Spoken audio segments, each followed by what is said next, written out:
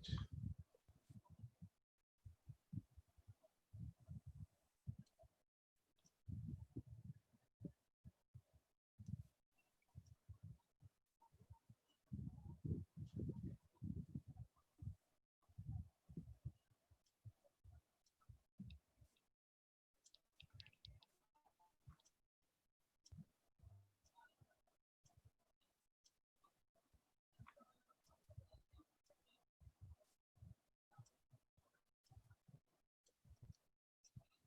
দিবাঙ্কুর, হ্যাঁ স্যার। এটা ওই ফেসবুক লাইভটার বাটনটা কোথায়? স্যার আপনি জুমে আছেন তো? হ্যাঁ, ওখানে দেখুন মোর বলে একটা জিনিস আছে। সেটি তো দেখতে পাচ্ছি না। ওটা জানি না ইউটিউবার, আমি ইউটিউবটা করছি, ইউটিউবের পরে ওই তো অপশনটা দেখাচ্ছে না। ইউটিউবটা স্যার হয়ে গেছে বোধহয়। হ্যাঁ, ইউটিউব হয়ে গেছে, লাইভ অন ইউটিউব আসছে। আমার তো দেখা আসছে না স্যার? আসছে। হ্যাঁ, তাহলে স্যার ইউটিউব হয়ে গেছে।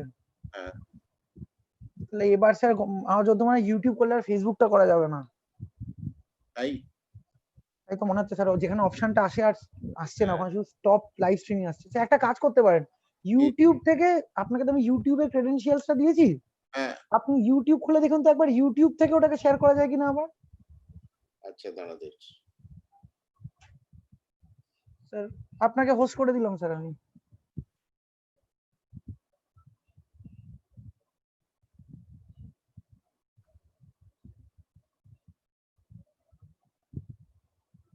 একটা কাজ করতে পারেন, ইউটিউব থেকে আপনাকে তো আমি ইউটিউবের ক্রেডেনশিয়ালসটা দিয়েছি, আপনি ইউটিউব খুলে দেখুন তো একবার, ইউটিউব থেকে ওটাকে শেয়ার করা যায় কিনা আবার। ইউটিউবে তো গেছি, ইউটিউবে তো কিছু আছে। আপনাকে হোস্ট করে দিলাম স্যার আমি। Subtitle, settings, mini player, theatre mode, auto play, full screen. না, ইউটিউবে তো কিছু পাচ্ছি না। ইউটিউব থেকে আপনাকে আমি ইউটিউবের ক্রেডেনশিয়ালসটা দিয়েছি, আপনি ইউটিউব খুলে দেখুন তো একবার, ইউটিউব থেকে ওটাকে শেয়ার করা যায় কিনা আবার। আচ্ছা, ঠিক আছে। তো হোয়াটসঅ্যাপে পাঠিয়েছিস তো?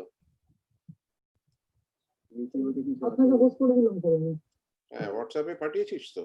Subtitle, settings, mini player, theatre mode, auto play, full screen. না, ইউটিউবে তো কিছু পাচ্ছি না। ইউটিউব থেকে আপনাকে আমি ইউটিউবের ক্রেডেনশিয়ালসটা দিয়েছি, আপনি ইউটিউব খুলে দেখুন তো একবার, ইউটিউব থেকে ওটাকে শেয়ার করা যায় কিনা আবার। আচ্ছা, ঠিক আছে। হোয়াটসঅ্যাপে পাঠিয়েছিস তো? আপনাকে হোস্ট করে দিলাম স্যার আমি। হ্যাঁ, সেটা দেখতে পাচ্ছি। পাঠিয়েছিস তো? Subtitle, settings, mini player, theatre mode, auto play, full screen. না, ইউটিউবে কিছু পাচ্ছি না। ইউটিউব থেকে আপনাকে আমি ইউটিউবের ক্রেডেনশিয়ালসটা দিয়েছি, আপনি ইউটিউব খুলে দেখুন। আচ্ছা, ঠিক আছে।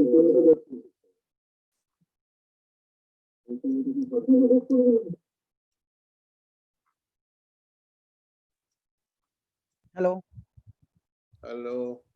হ্যাঁ, শুনতে পাচ্ছেন স্যার? আমার কেটে গেছিল, লাইনটা আসলে ডিস্টার্ব করছিল। হ্যাঁ, ইউটিউবে তো এমনি পাচ্ছি না। দাঁড়া, এটা আবার দেখি। Enter into waiting room for this meeting. আচ্ছা, waiting room, see the waiting room. এটা দেখতে হবে।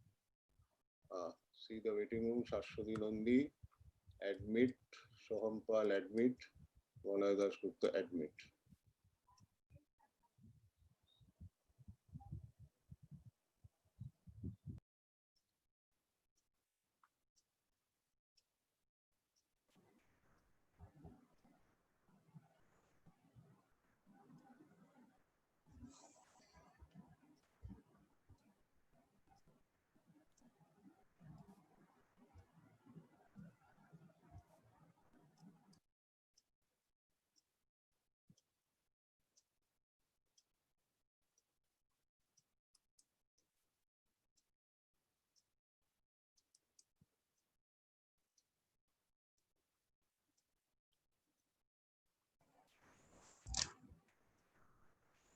সমর, welcome. Good evening. Good evening. দেখতে পাচ্ছিস তো সব? সব ঠিক আছে। হ্যাঁ, আমি এখানে দেখতে পাচ্ছি শাশ্বতী এন্টার করেছে, মলয় এন্টার করেছে। আর তোর ছেলে এন্টার করেছে, ওকে মিউট করে দিলাম। তো ও যদি কথা বলে তোর এটা দিয়ে শোনা যাবে। শিওর। আচ্ছা, এটা ইউটিউবে লাইভ যাচ্ছে এখন, স্ট্রিমিং অন। হ্যাঁ, ইউটিউব লাইভ আছে। সব ঠিক আছে স্যার। হ্যাঁ বলো দেবাঙ্কুর। মলয় ভালো আছো? আচ্ছা স্যার, একটা জিনিস স্যার একটু ইন্টারাপ্ট করছি। বলো বলো, যা ইন্টারাপ্ট করো। এই যে একটা মোড় পাচ্ছি আমি। যদি আপনি ইউটিউবে যান, দেখুন ইউটিউবে একটা শেয়ার বলে একটা অপশন আছে। আচ্ছা, আপনি ইউটিউবে স্ট্রিম অন ইউটিউব। ইউটিউবে স্যার পেজে দেখুন, যেখানে স্যার এখানে পেজটা খুলে ইউটিউবে আমি লাইভ দেখছি, ওখানে দেখুন শেয়ার বলে একটা অপশন আছে। এই যে একটা মোড় পাচ্ছি আমি। আচ্ছা, যদি আপনি ইউটিউবে যান, ইউটিউবে গেছি, ইউটিউবে একটা শেয়ার বলে একটা অপশন আছে। কোথায় রে? আচ্ছা, আপনি ইউটিউব না ইউটিউবে নেই, ইউটিউবে দেখছি। ইউটিউবে স্যার পেজে দেখুন, যেখানে স্যার এখানে পেজটা খুলে ইউটিউবে আমি লাইভ দেখছি, ওখানে দেখুন শেয়ার বলে একটা অপশন আছে। এই যে একটা দাঁড়া রাখো।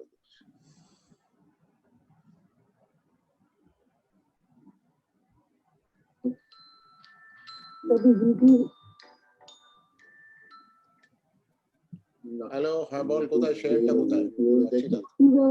ইউটিউবে স্যার পেজে দেখুন, যেখানে এখানে পেজটা খুলে ইউটিউবে আমি লাইভ দেখছি, ওখানে দেখুন শেয়ার বলে একটা অপশন আছে।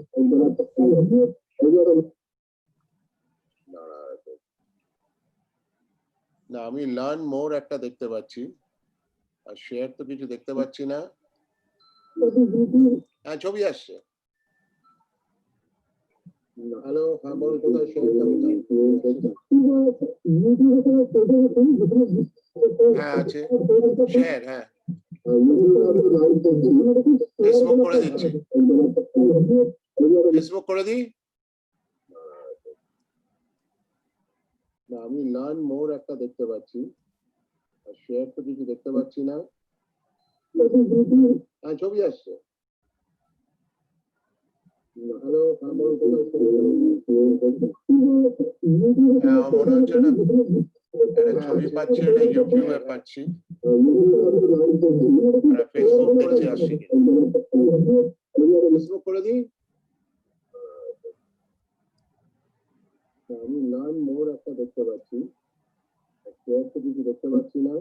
এটা লাইভ ভিডিও ফেসবুকে এসছে, লাইভ ভিডিও অন করে দিলাম।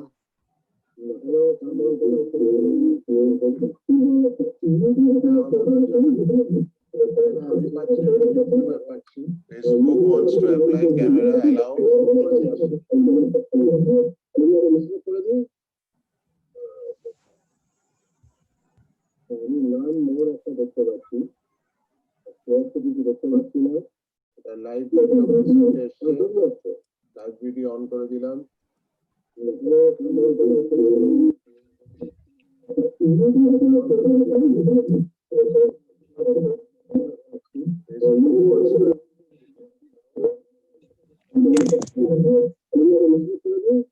হ্যালো স্যার, আচ্ছা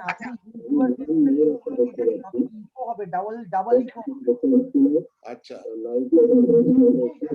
যখন ইউটিউবের শেয়ারটা নিজের মতো হবে, ফেসবুকটা হয়ে গেলে আপনি কেটে দিন, নয়তো কিন্তু স্যার ইকো হবে বারবার। আচ্ছা তাহলে ফেসবুকটা অফ করে দিচ্ছি।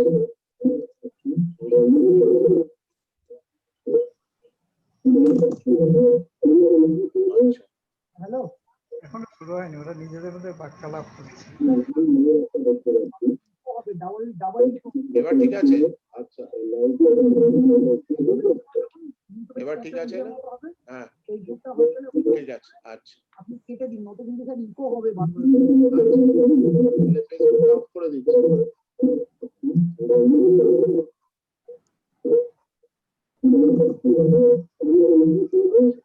হ্যালো, এখনো শুরু হয়নি, ওরা নিজেদের মধ্যে বার্তালাপ করছে।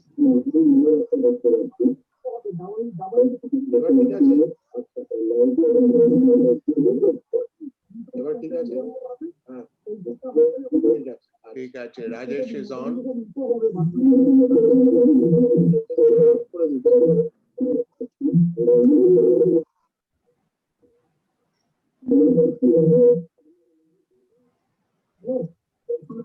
ঠিক আছে, অফ করে দিচ্ছি।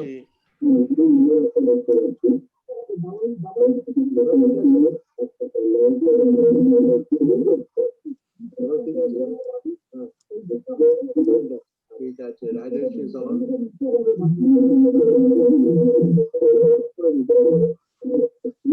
ঠিক আছে, অফ করে দিচ্ছি।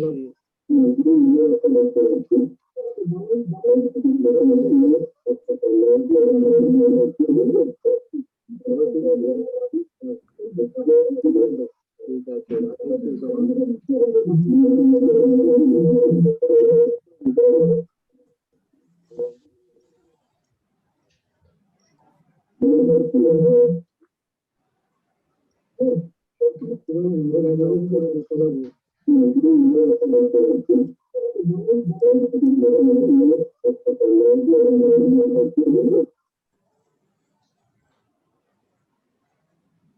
Is the sound better now?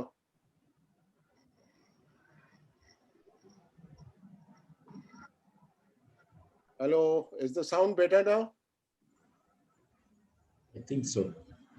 Yeah, there's less of echo stuff. It is on YouTube, but if I'm trying to put YouTube and Facebook, it's not working. But there's a lot of echo going on. So we'll stick to this Zoom thing. And anybody wants to go to YouTube, I'll just put the link up. They can go to YouTube. It is going on YouTube.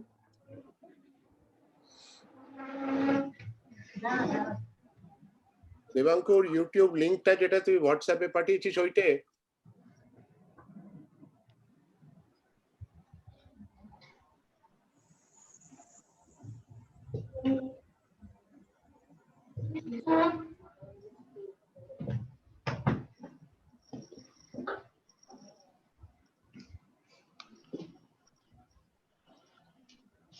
Actually, I will now do a bit of screen sharing. So to just check out on what's going on.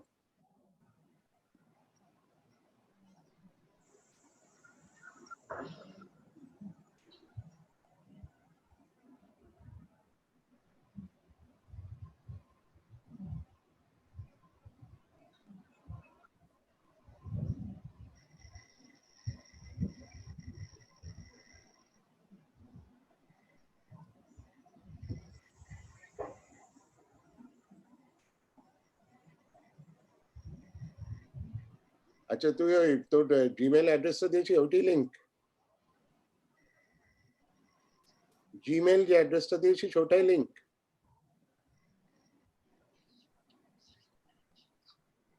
ও ওটা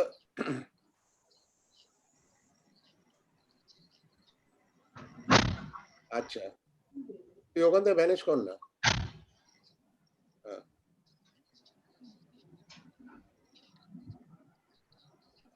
হ্যাঁ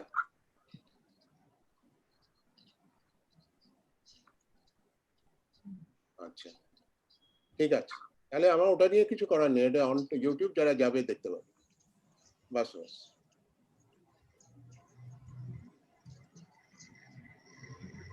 দেখা যাবে। হ্যাঁ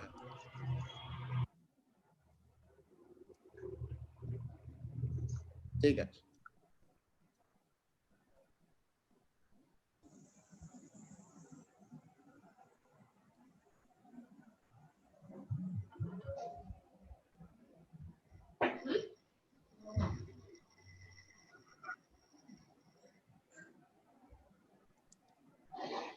Acha, can anyone see the screen? Can you all see the screen? Yeah. Okay. In the audience?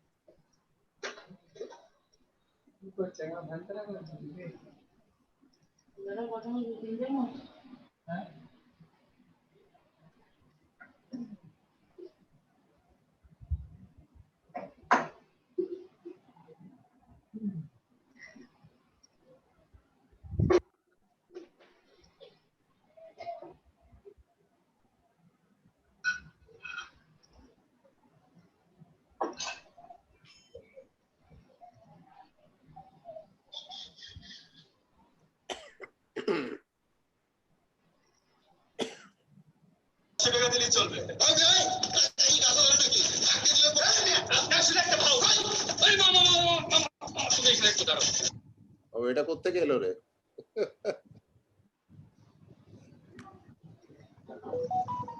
Please be on mute, everybody.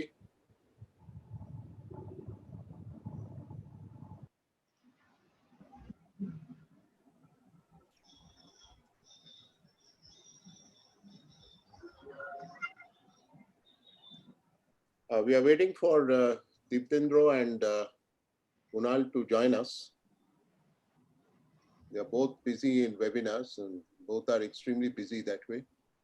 So that is sir waiting রুমে কয়েকজন আছে, একটু খেয়াল রাখুন স্যার। ওয়েটিং রুমটা তো দেখতে পাচ্ছি না, ফুল স্ক্রিনে দেখতে পাচ্ছি না কেন?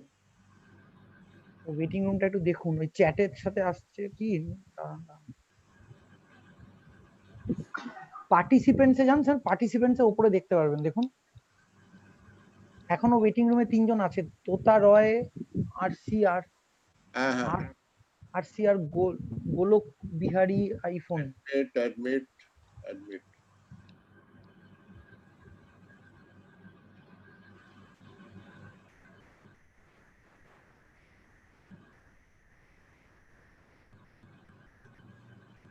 I think Kunal is in.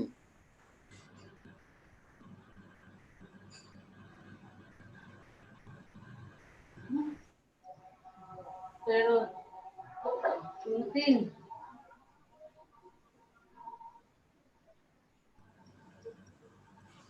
রাজকুমার যে আমাকে ছোটের বয়সে বিয়ে করেছে বুড়িমা, আমি কিন্তু তাকে ছোটের বয়সে ভালোবাসি।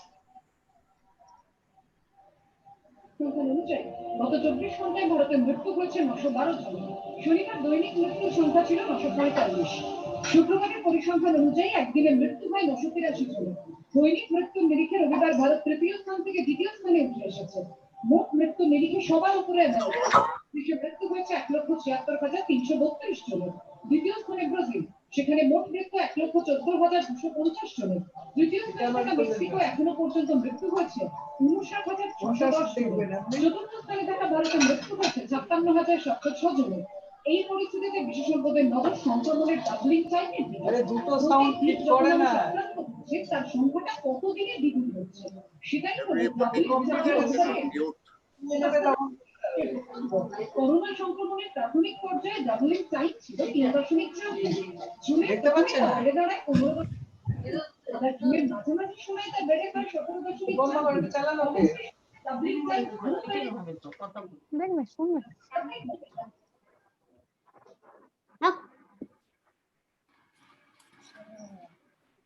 করে এসে গেছে বলো। Yeah. So, Ditendra, Good evening, sir. এসে গেছি। good evening. Kunal is also on. So, Good evening, Ditendra. Good evening, Samarda. Good evening, good evening, Good evening. good evening, everybody. you must both be exhausted. Is this your second or third webinar today? No, just finished. I just completed the breast cancer gene. Now I will be into COVID-19 gene. Uh,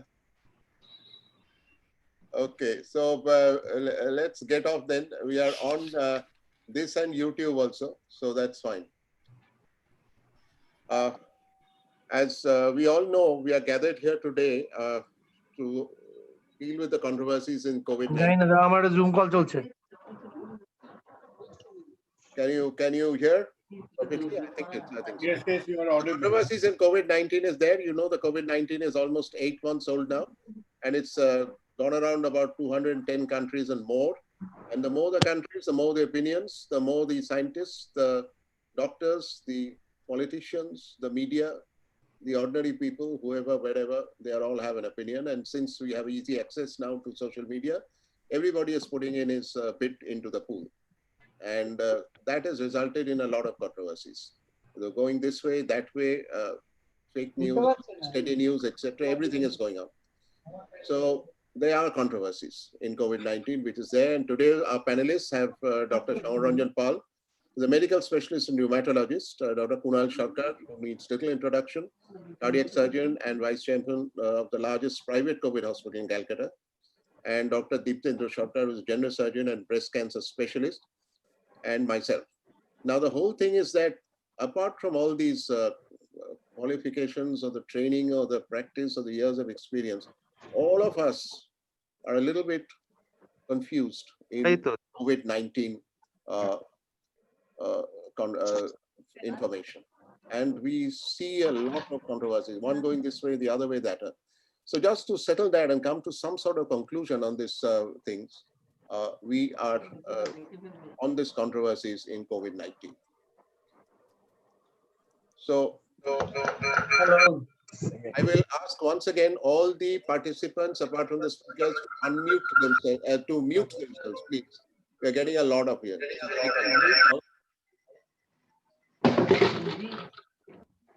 I'm afraid I have to mute all and then get back to you.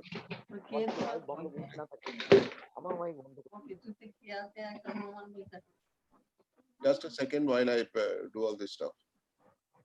Kunal and Ditendra, you can unmute yourself. Have done.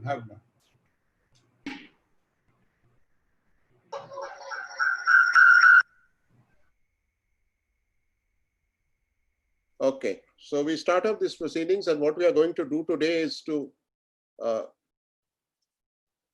slide is not working.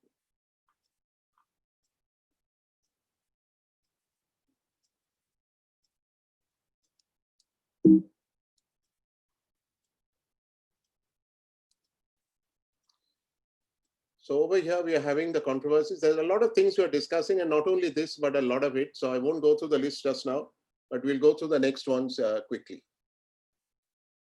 I'm afraid this button is also not working. Okay. So the origin of the disease, this was the one we were really talking about. And we know that China claimed that a bat coronavirus named the RATG13 was similar to the SARS-CoV-2.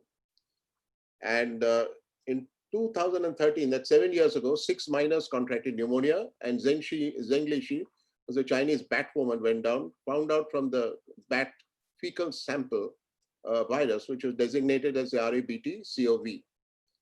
And this was partially sequenced. And then in 2020, this year, February 3rd, hardly about 6 months ago, there was a Nature article from the Wuhan Institute of Virology led by Zheng Lishi. And she stated that the coronavirus RATG13, known previously as the RABT-CoV-2, showed a 96.2% sequence identity with SARS-CoV.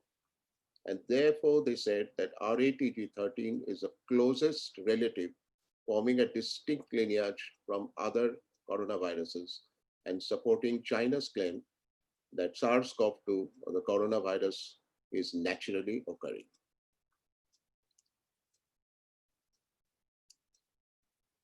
As a result, the conventional wisdom that the COVID-19 was a naturally occurring outbreak arose. Nearly all of it was based on the single scientific publication, surprisingly one of whose authors had earlier received a medal from the Chinese government in January 2020. But then it was found out that this RATG13 is not actually a virus because no biological samples exist, but a sequence of a virus.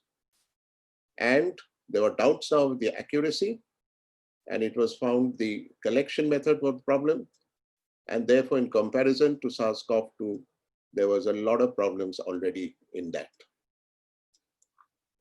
So then Dr. Li Meng Yan, a Chinese virologist and who was a whistleblower, implied in a detailed interview that the RATG13 may have been used to divert the world's attention away from the true source of the COVID-19 pandemic. And this was a novel coronavirus that originated in military laboratories overseen by the China's People's Liberation Army. And they said that the SARS-CoV-2 has two unique features. One is a receptor binding domain, RBD, which appears pre-adapted for human infection, but is structurally similar to the RBD of the pangolins, which you can see up there, the scaly anteaters. But there was a furin polybasic cleavage site, and that's important because this was the one which allows the COVID virus to cling onto the human cell and penetrate it. And that's how the pathogenicity and transmissibility are increased. But this polybasic cleavage site was not present in any closely related bat or pangolin coronaviruses. So the critical component of the COVID virus seemed to be not there in either the bat or the pangolin coronavirus. And then a scientific study published in July 1, 2020, pretty early, pretty nearby. And they said there was something which was nearly identical to the two pangolin coronaviruses. And they suggested that a cross-species recombination event between bat and pangolin coronaviruses had occurred. But there was no evidence supporting a natural viral recombination between bat and pangolin coronaviruses, resulting in such an outcome. And the next thing that was important was that a scientific article published as recent as August 5 showed that the pangolin virus is completely exonerated. Pangolins could have acted as a natural intermediate host for a human infection is totally dismissed. So therefore, given the overwhelming scientific evidence, the only recombination event possible for the appearance of a pangolin-like RBD in SARS-CoV-2 would be one occurring artificially in a laboratory. So with this, my question to the panel, and they have all read about this and know about it. So is the COVID virus natural or laboratory manufacturing? And I start off with Diptendra. Are you muted or unmuted? Have you unmuted? Thank you, sir. Okay. Thank you, sir. Okay. Well, I would be tempted to believe that it is an artificially created virus. And having said that, I was going through the evidences. If you look at the evidences, the first person who talked that it is absolutely a synthetic virus was a gentleman called Tom Cotton, a Republican from the United States. He went on emphasizing that this is a synthetic virus. In March, Washington Times also came up with the story that it is same. But having said that, subsequently, all the stories that came up from CNN, from Fox, from US intelligence on 30th April, again was against a synthetic virus. Antonio Fauci on 4th May and Pentagon on 5th May retaliated the same fact that it is a non-synthetic, naturally originating virus. I went into the scientific literatures and the reviews, and there I got publications from Lancet, from Nature and Science Direct, which comprised of a panel of 27 observers. They all concluded it is a natural occurring virus. Now, the logic that they have put forward is that, and as I said, I'm completely unbiased. I'm just giving you evidence. Now, the logic that they have given forward is that it is too perfect RBD on the spike protein to call it a synthetic ones. There are two domains. One is called the GLN493, which adapts to the SE2 receptors, get fixed and goes inside. Similarly, there is another domain, which is ASN 501, which is absolutely not required. If somebody creates a synthetic virus, why on earth he would create something which is irrelevant, which is antagonistic to attachment? So this sequence, in one, it permits a human to human transmission. There's another sequence which doesn't permit. So this quite appears that it is possibly a natural one. The last point that I would like to make is that while people were looking at pangolin as the intermediate host, they found that the particular RBT conforms not only to pangolin, but a large group of intermediate hosts, except mice and rats. So pangolin was thought of as the only exclusive intermediate host, but later on they came out, there will be around 80 to 20 possibly intermediate hosts who could have got the disease from bat and mutated it and therefore have transmitted to human. And the change in the spike protein made it possible for human to human transmission. So I would lay my case, my lord, on the side that evidences speaks against a synthetic virus. But all of us would like to prove it a synthetic virus. That makes life easier for us. But evidences are against it. Yeah. So Kunal, your opinion on this? Indrajitda, thank you. I think, Ditendra has been so thorough as ever. But me being very thin, because I can count, I don't need the fingers of one hand to count the number of virology classes I had attended in those good old days. And I'm paying the penalty for that ever since. But I really think, what happened, Diptendra's scientific summary has been very, very thorough. But what really, apart from the data, Indrajitda, that you presented, it has been the fishy behavior of the Chinese and the Chinese scientific community around that time, because the time we are talking about now is the end of November through December into first week of January. So come the first week of January, I think it was 7th or 8th of January 2020, either 7th or 8th, when the first sort of definitive virological sequencing was announced. It was announced once from Wuhan, it was announced once from Shanghai, and I think right about the same time, the University of Bangkok also confirmed the virological sequence.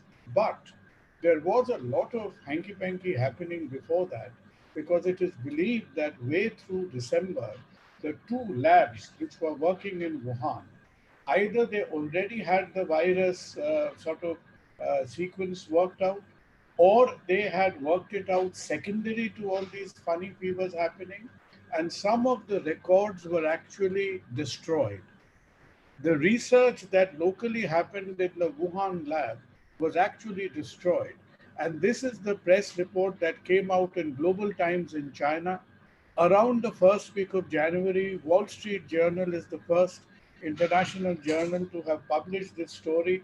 And that reporter was kicked out of China first. So, first of all, yes, the core science apart. Now, whether it was not a matter of science, but they were feeling unsure of themselves as to how to present this data to the world, there was a lot of shifty behavior on the part of the Chinese, and it is believed that some good amount of sequencing work actually had already happened in December, which was never shown to the world. That is one thing, that is what I think sort of gives fuel to the conspiracy theory. And around this period of time that we are discussing, probably whenever we discuss corona, like you discuss Indian independence, the martyrs come in. The corona martyrs, I think it was I. Fen of Wuhan, who at that point working in the Wuhan A&E department, emergency department, you mentioned the whistleblower. She is called the whistle giver. She is the one who, first of all, unearthed a whistle and told the world that something is funny happening here in the last week of December. And that was taken by Dr. Li Wang, the Janwin Liang, the ophthalmologist, who actually wrote those 4 or 5 lines in the social media, and he had to pay his price for that. So I think the science is there, but what really makes the atmosphere a little bit murky is the happenings from the first couple of weeks of December, where there is some suspicion that the Wuhan lab had already worked it out and the Communist Party had suppressed it. If you have read the criticism that Li Jinping is facing now from this woman called Zhai Hia. So Zhai Hia, who's criticizing Jinping on the ground, that when he met the Chinese Politburo, the Communist Party Politburo, he had actually suppressed some data which he should have come up with. So a lot of funny things were happening, in the end of December. The science is there, but whether it was their indecisiveness or whether they were hiding something, time will tell. Yes, I think, Kunal, that's a fair assessment in the fact that the Chinese didn't behave openly. They sort of behaved as if they had something to hide. Shamor, your take on this, natural or laboratory manufacture? Actually, basically, there was a suspicion of suppression of data, and there were some inconsistencies in the findings, like the absence of a live virus akin to this, and can you hear me? Yes, we can hear. Absence of a live virus akin to this structure, and the absence of the structure of the virus which is consistent with the existing virus, and its absence in the pangolins, and these things, and suppression, so much suppression of data, these rose some high index of suspicion. But this has not been corroborated. This has not been corroborated by any medical literature. However, I think the work should go on, because today we are really facing a threat of biological terrorism everywhere, with the incidence of plague somewhere, the incidence of some diseases which are refractory to treatment. Every day in the news, we get incidents of some new news about bioterrorism. So I think we should be guarded in this, but time is not appropriate to condemn them and tell them that you have done this in the laboratory. I personally feel the evidence is tilted towards bioterrorism. This is my take on the matter. Yes. Sir, can I make a point, sir? Yes. Go ahead, Jitendra. Now, the US intelligence report came up only a couple of days back. They have described it as a Chernobyl phenomenon. I mean, what happened initially was there was a large number of pneumonia cases, and the local authorities in Wuhan thought they will be able to contain it, and they unnecessarily delayed the reporting. That's what actually happened.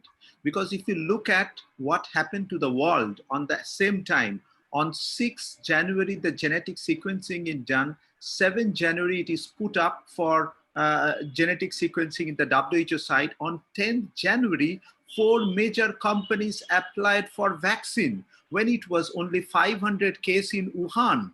I couldn't explain why 4 companies, and this guy, Donald Trump, tells that he didn't know. But if you look at the files, you'll understand on 4th of February, there was a clear-cut direction. In an open interview in CNN, the intelligent guys tell that there was a direction to Donald Trump that something worse is coming. And Antonio Fauci on 21st of February suggested that there should be a lockdown. On 2 days next, he was in a tour to India. And the first trial, the phase 1 trial on 13th of March started in 3 companies when the lockdown was not implemented. So here we found a large group of people who are investing in billions for creating a vaccine, whereas the politicians are on a complacency mode. They're trying to look at that nothing is going to happen. So these are contradictory behaviors which remains unexplained. Very true, very true. Absolutely. Yes, I think that is a great summing up. And I deliberately didn't put the laboratory manufactured as deliberate or accidental. So we will not know the whole thing of it, but suffice that court cases have been launched, and somewhere or the other, when everything settles down, I think there'll be a great inquiry on what happened actually.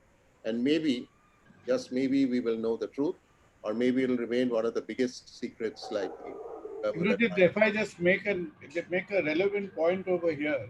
Yes, Kunal. Before you go on to then why all this becomes important is that the first reporting from Wuhan, as Ditendra was saying, they first said they had 40 cases. Then in a few days, they said they had 400 cases. But as we approach in the middle of January, the important thing is that we were approaching the Chinese Lunar New Year. The Lunar New Year festivities actually happened, where they let the cat out of the bag was the time between 15th of 20, whilst they were, all this shiftiness was going around to declare or not to declare what was happening in the Communist Party, but they led themselves into the Chinese Lunar New Year, and that is supposed to be the biggest flux of humanity that moves around at that time of the year. So two things happened, which is in that 2 weeks, like India's mistake of letting 6 lakh passengers into India, 20 lakh passengers into India, and somehow, mysteriously, in the last 3 weeks, the foreign travel out of Wuhan was calculated as something like 10 lakh passengers go out of Wuhan in some 3 weeks' time. So one is the people, the flight of people outside Wuhan, the international links. And the second thing was, as far as China was concerned, that they go perilously close to the Chinese New Year, I think, which was 18th to 20th January, and then hell breaks loose after that. Yeah, so there are a lot of things which has to be found out later on. But at the present moment, what we are facing is that the virus is on us. Yes. And we can talk about the origins of it till the moon turns blue. But the fact is that what has happened, and now we have to face the virus itself. So to face the virus itself, we have to look into the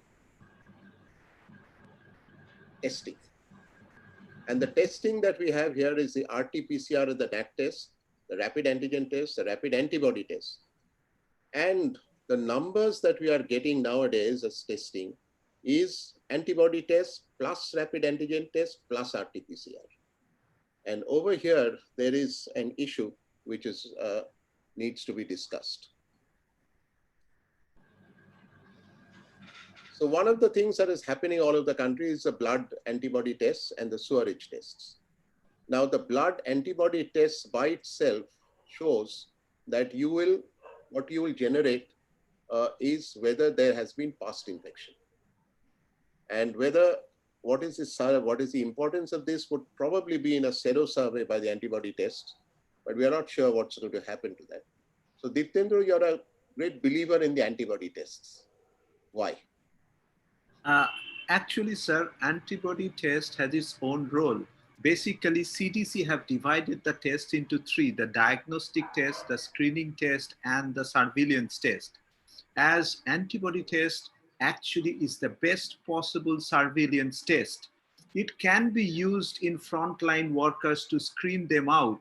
But as I said, the best way is its place is in surveillance. Now, if you look at NHS throughout the pandemic and the lockdown period has been publishing the weekly serosurvey report.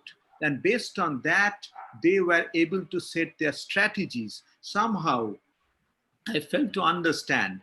This is a closed forum. somehow I failed to understand why the government throughout India did not go into a continuous weekly serosurveillance report of different parts of India. That would have made us actually navigate, instead of incidence-based closing and containment, it could have been a community-based containment based on the serosurvey reports. So serosurvey reports would have navigated us about the interzonal movement. That never happened. We had in last 5 months 3 or 4 sporadic serosurvey reports coming up. But serosurvey report is the only way of screening the population and putting the population to surveillance. But its role has not been played the way it should have been.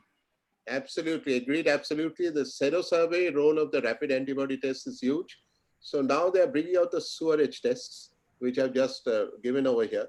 Kunal, are you a great fan of the blood antibody tests as such? No, I think, I think the important thing is that, just to amplify or to continue from what Ditendra said, that you see in epidemiology, historical epidemiology, whatever has happened is people always studied pandemics on hindsight. But what we are doing today in 2020 is trying to study a pandemic in real time as it is happening. And if you want to study a pandemic in real time, then obviously we have to fall upon 2 sets of things. One is a mapping, which gives us a profile.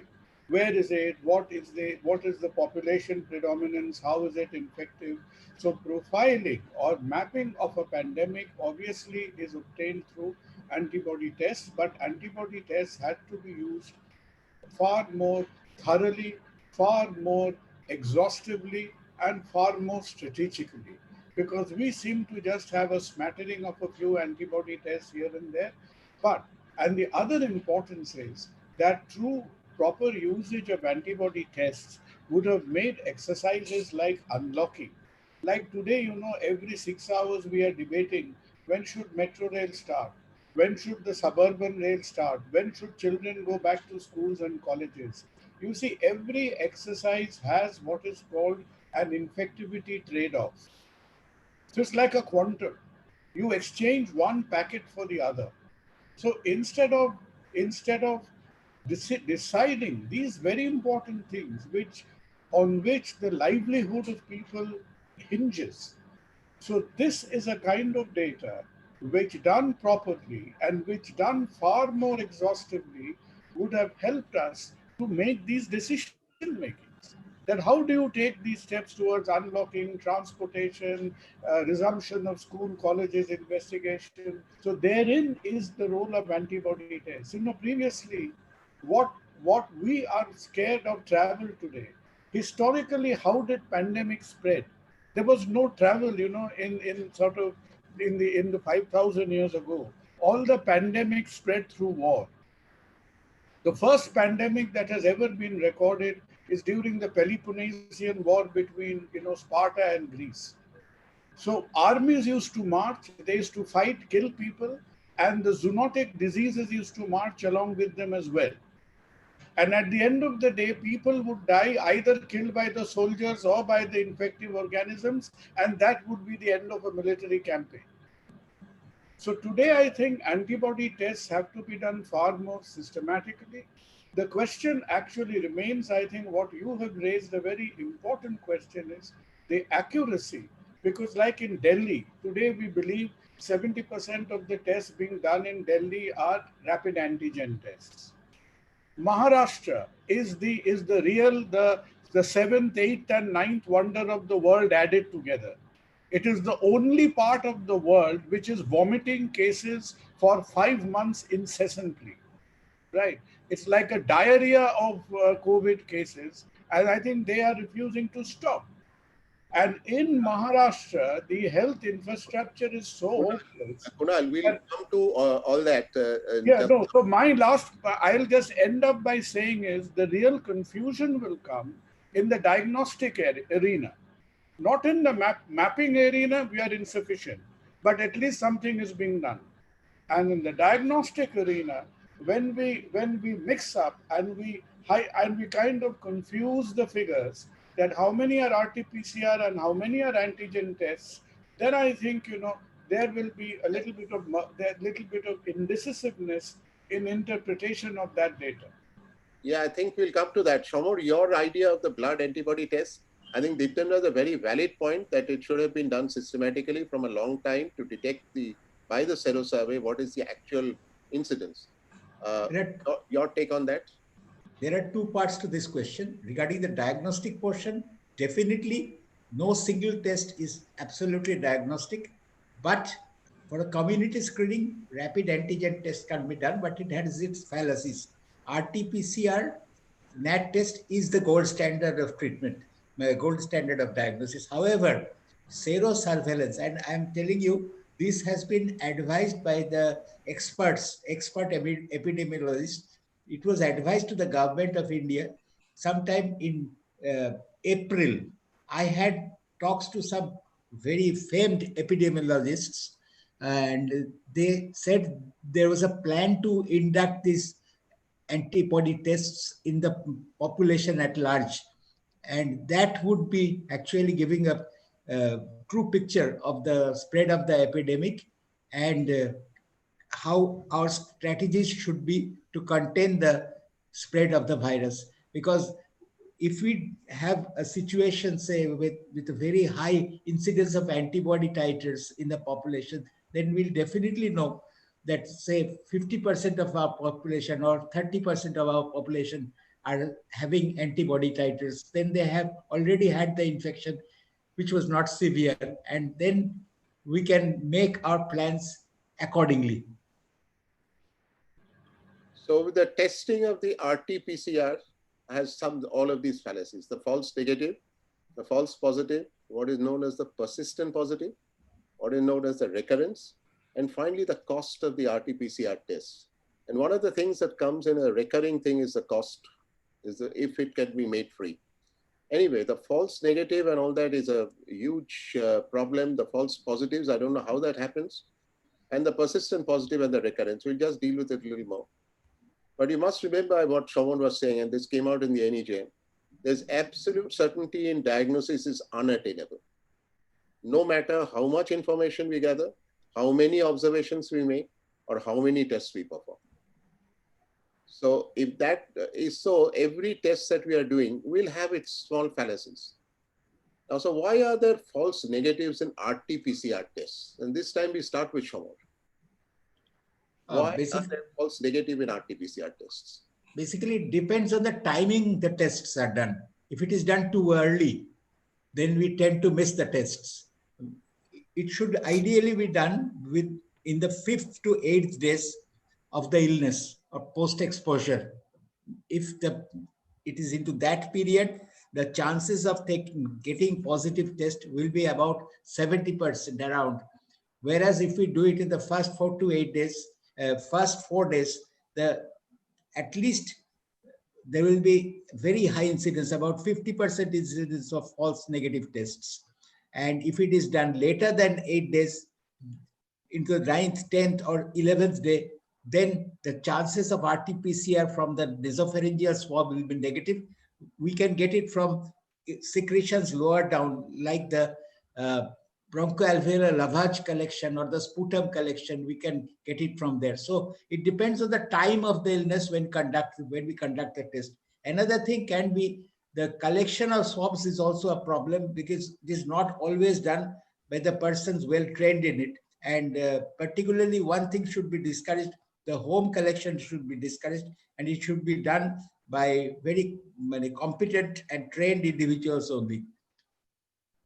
Yeah. So if it is done at the proper time, yes, about 70% yield is there compared to any other test, single test like rapid antigen test or whatever. It is the gold standard of therapy. And if we are strictly confident, we are severely confident, we are absolutely sure of the clinical diagnosis, the test should be repeated. I think that's what comes on the test. 4 days after infection, 67% are negative. Average incubation period is 5 days for the disease. So if test symptoms are started, after that, 38% negative, and test 3 days after the symptoms is 20% negative. But we come now to the next question, Ditendra, the persistent positives. So the viral RNA can be persistently detected by PCR in respiratory tract samples after clinical recovery, sometimes of weeks onwards. And let me tell you a little story of our doctor father, the son was also a doctor.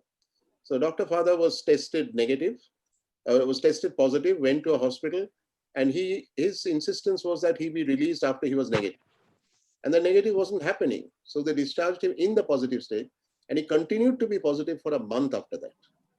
So Diptendra, what is the persistent positives? Is there any logical explanation, or what happens? As you rightly said, sir, I mean, if you are just looking at the RNA, the virus is dead. So that's the easiest explanation, and that is the reason CDC and later on WHO as well as ICMR has shifted from test-based to time-based.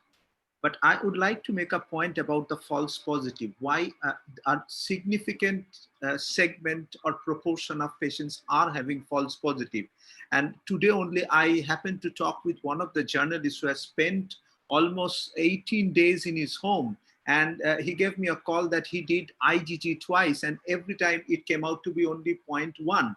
So he has started believing his initial was actually false positive. There are two reasons. Number one, I was told by my virologist friend in IPGMR SSK, the first test that runs is a pan-coronas run. So it would actually test all the 6 strains.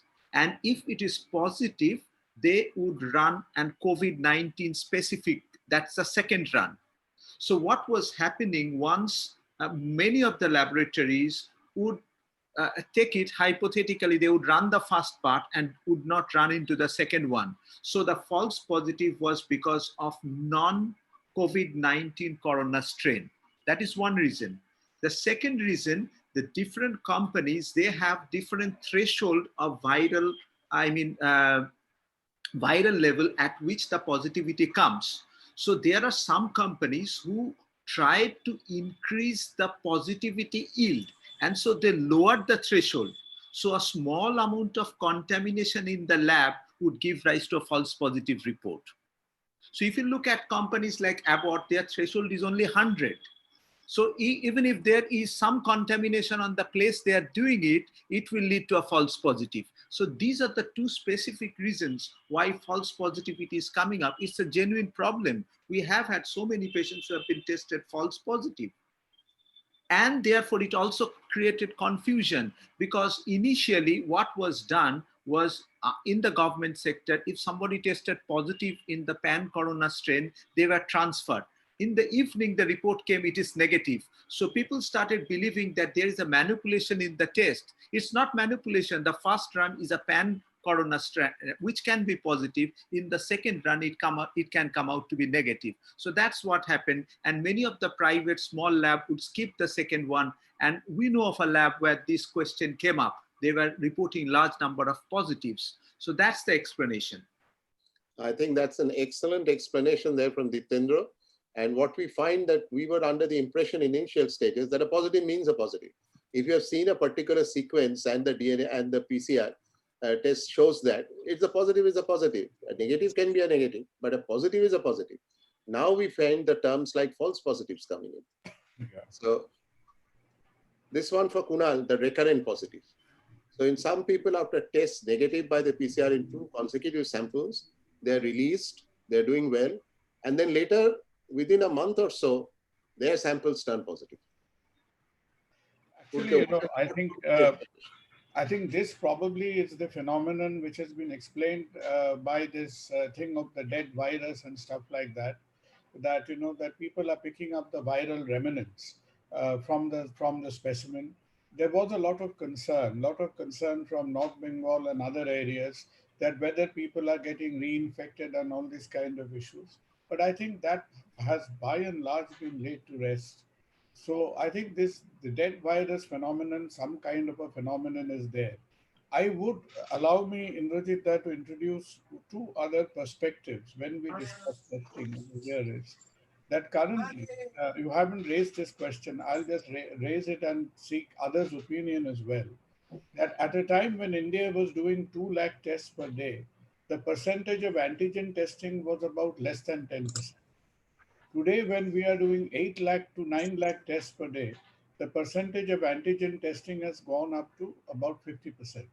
More than half of the tests done right now, every day nationwide, is antigen testing. Fair enough, whatever be the reason. But antigen tests, number one, have a very high threshold.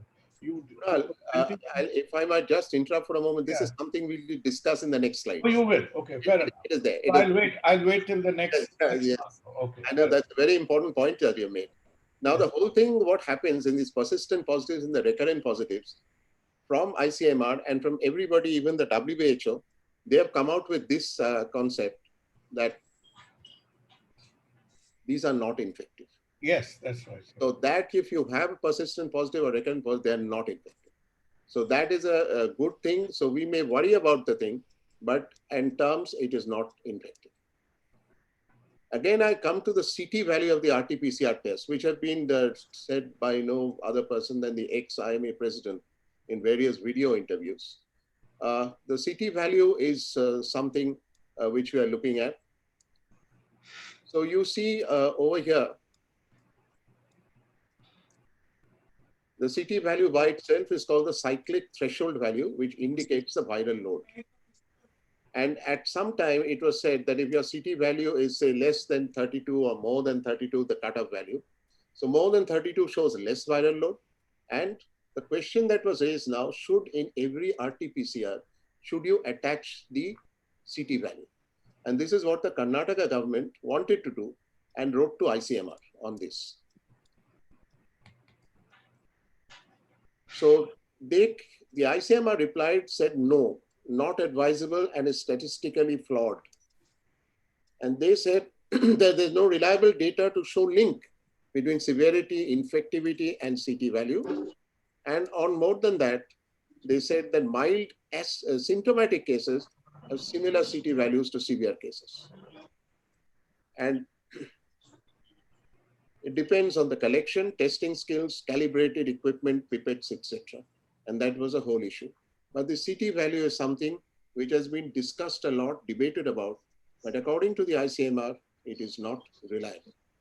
So CT values, Shamor, your idea, should one show the CT value? Will it give an impression that these are the cases which needs to be looked after properly if they have a low CT value? As far as the literature, I have gone across the international literature, they have attached much value to the CT value because a higher CT value means basically definitely less viral load, and there is no need for doing repeat or follow-up tests for viral load. That is not necessary. One single test is enough, and then we follow the guidelines of the ICMR. But on the first testing, if we see a CT value which is low, say around 16 or 17, which is a high viral load, then we can be careful about managing that patient with early intervention if required, rather than a patient who has a high value like 32, 33. In that patient, we can safely keep the patient at home. That is my carry. Why the Karnataka government and the ICMR has objected with this is not clear to me, because all the international references have suggested CT value relation to viral load and the severity of the disease. So we should be careful which cases can be severe. We can keep them in observation or admit them in hospitals at the earliest. Ditendra, anything on the CT value? Should we ask our patients when they do RT-PCR to give the... Yes, sir. I completely agree with Dr. Pal that yes, it would have helped us in re-stratification. I mean, we can be very sure if somebody, even if there is comorbidities with a low viral load, it would have spared them with a hospital admission.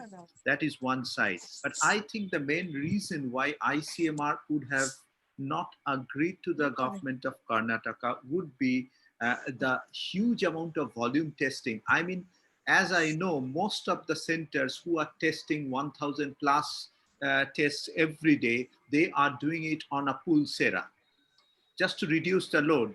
So if you're doing it in Pulsera, then going for the second time and trying to find out what is the CT value doesn't make any sense. So it must be the bulk and the volume of testing which would make it difficult to report the CT value, so they have not got into the confusion. That's my understanding. Okay, so Kunal, I won't ask you on the CT value now because Can I make just a quick intervention on this? Sure. Look, I'm not a lab person. Probably Shamodda, Diktendra knows a bit better. But somebody was telling me the other day that there were some of the machines that were installed in the beginning, probably in the beginning of the screening cycle, etc., which probably are not able to give it. That may be one of the reasons. I'm not sure. Second reason is that knowing CT value would have another derivative, because it is going around in the sort of colloquial impressionism that many doctors tend to get severe disease simply because their viral load initially is high, especially people working in critical care, etc. So that could have given us some insight into the disease before. But one thing I will just tell Diktendra is, I know a lot of the individual labs who are doing these testing, I think you have to have specific permission to do pool testing. Because if you don't have permission to do pool testing, no matter how many samples you do, you cannot do pool testing, because one particular lab in Calcutta which did it ran into problems. So some labs were trying to do it to save time and resources, but that is not, I don't think that is allowed by ICMR. You have to take permission that, I want to, these 1,000 samples, I do pool testing. I don't think that is allowed. ICMR gets very cross if you do pool testing without notification. Quote unquote, that's the famous Indian honesty. Yes, yes. Yeah, they got very annoyed with many labs who did pool testing. Why are we testing so little compared to other countries like this? I understand the other countries have smaller populations, so the numbers of tests are much less, and a bigger one. But even if you compare it with the United States, 314 and we are 18, and this is 16th August. This is March data. Oh, this is March data, 16.3, no? Yeah. Anyway. Yeah, right. This is March data, right? 16.3. So we were testing much less, and we haven't really gone up the ladder that much, but we are testing much, much, much more. And so the question of testing, or whether the testing should be made free, is something which comes on from here. Would a whole thing of free testing done something more for us? So now we look to the rapid tests. So that's the reason why we wanted to do more tests, that we turned to the rapid tests. And the rapid tests by Oxford group had 98% accuracy, unconfirmed. Worldwide, 80% accuracy. And ICMR announced on 4th August that up to 30% of the total tests conducted in the country were antigen tests. And if we look at it, it's rapid, cheaper, but it's inadequate, as we have already said. So we isolate the antigens unique to the virus. Accuracy sometimes is lower than 50%, but the results are out in 20 minutes. So it's easier for surgeons that in the morning they do the test and probably get on with it in a much easier frame of mind. Now it shows that you're currently infected, and ICMR has improved 3 antigen tests from South Korea, Belgium, and India. And the ICMR AIM study on 1 says the accuracy is 50 to 84%.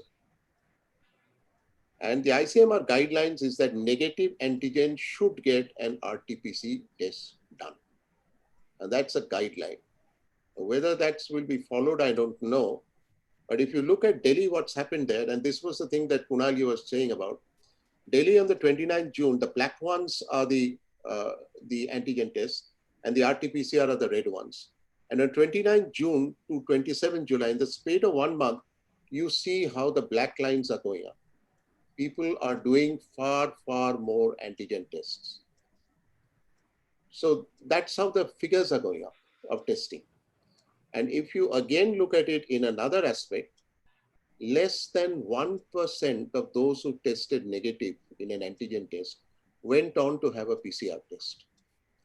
and 18% of those who did tested positive. So the authorities have now asked testing centers to conduct more PCR tests. And the Delhi High Court said that the antigen test should be used only in hotspots and healthcare settings. So Karnataka started using antigen tests in July, aiming for 35,000 a day. And the number of antigen tests have been going down, and the number of PCRs are coming down. The antigen tests are going up, and the number of PCR tests are going down. So Karnataka, last week of July, 38% of those who initially tested negative but had symptoms and then took a PCR test came out positive. Telangana has government facilities for 320 government facilities for the antigen tests and only 31 government and private labs for the rapid tests, for the PCR tests. So, but 320 government facilities for the rapid tests. And Maharashtra, and this was the key thing, Kunal's adjectives were hilarious, but he reported that 65% of those who had symptoms of COVID-19 tested negative in the antigen test, but went on to be positive in a PCR test. So, switch to rapid antigen testing may satisfy performance targets and meet public demand for more, and runs a real risk of not revealing the true extent of the outbreak, unless it's backed by continuous PCR testing. And so the number of positive tests may be more than what is being shown now. The number of tests increase, and since if the number of tests increase, then our fatality rate goes down. So that is something to look at. And now, what did we do in Bengal? On the 7th of July, we had 98 people, all frontline health workers, took the rapid test. 4 tested positive, confirmed by RT-PCR. 94 tested negative. And the negative results, especially in highly suspected cases, need an RT-PCR test for the gold standard. And we all know Bhaskar, who's a very good infectious disease specialist. Then comes this issue. What is the more very worrying? And hundreds are queuing up at medicine shops and medical outlets to buy rapid antigen test kits, self-testing. At Shiliguri, these kits were being sold for 500 rupees in the trade. And these are not like pregnancy kits or blood sugar testing devices. So antigen tests must be used with RT-PCR tests to be sure. And that's what our good friend Shumit Sengupta said, the pulmonologist. But Bengal is now doing the rapid antigen test initially mainly in the hotspots and the containment zones. So your views on the antigen test, I think we've all made ourselves clear on the thing of it. But the problem is the antigen test is a rapid test. It's not a delayed test. So it gives some indication of what is going on, but it is not an accurate indication. Sir, can I make a point on this? Yes, at this point, you make a point, and then we'll come to this question, which is on the screen. Now, when rapid antigen test was allowed by CDC, they explicitly mentioned it to be a point of care testing. That means somebody who has been having a severe acute respiratory illness arrives at a hospital, in 30 minutes you diagnose that this is possibly COVID. And then you admit and you can start treatment on lines of COVID. So it has its role as a point of care. I mean, somebody who comes, but it has been used generously as a screening test. The purpose of rapid antigen test was never to have a screening test in the whole population, but it has been widely used by most of the centers. That's unfortunate, but it has its role because it has got very high specificity, very high false negative rates. So if somebody is positive, that means he is true positive. So if somebody arrives at MR Bangur in 30 minutes with a respiratory distress, you know this guy is suffering from COVID.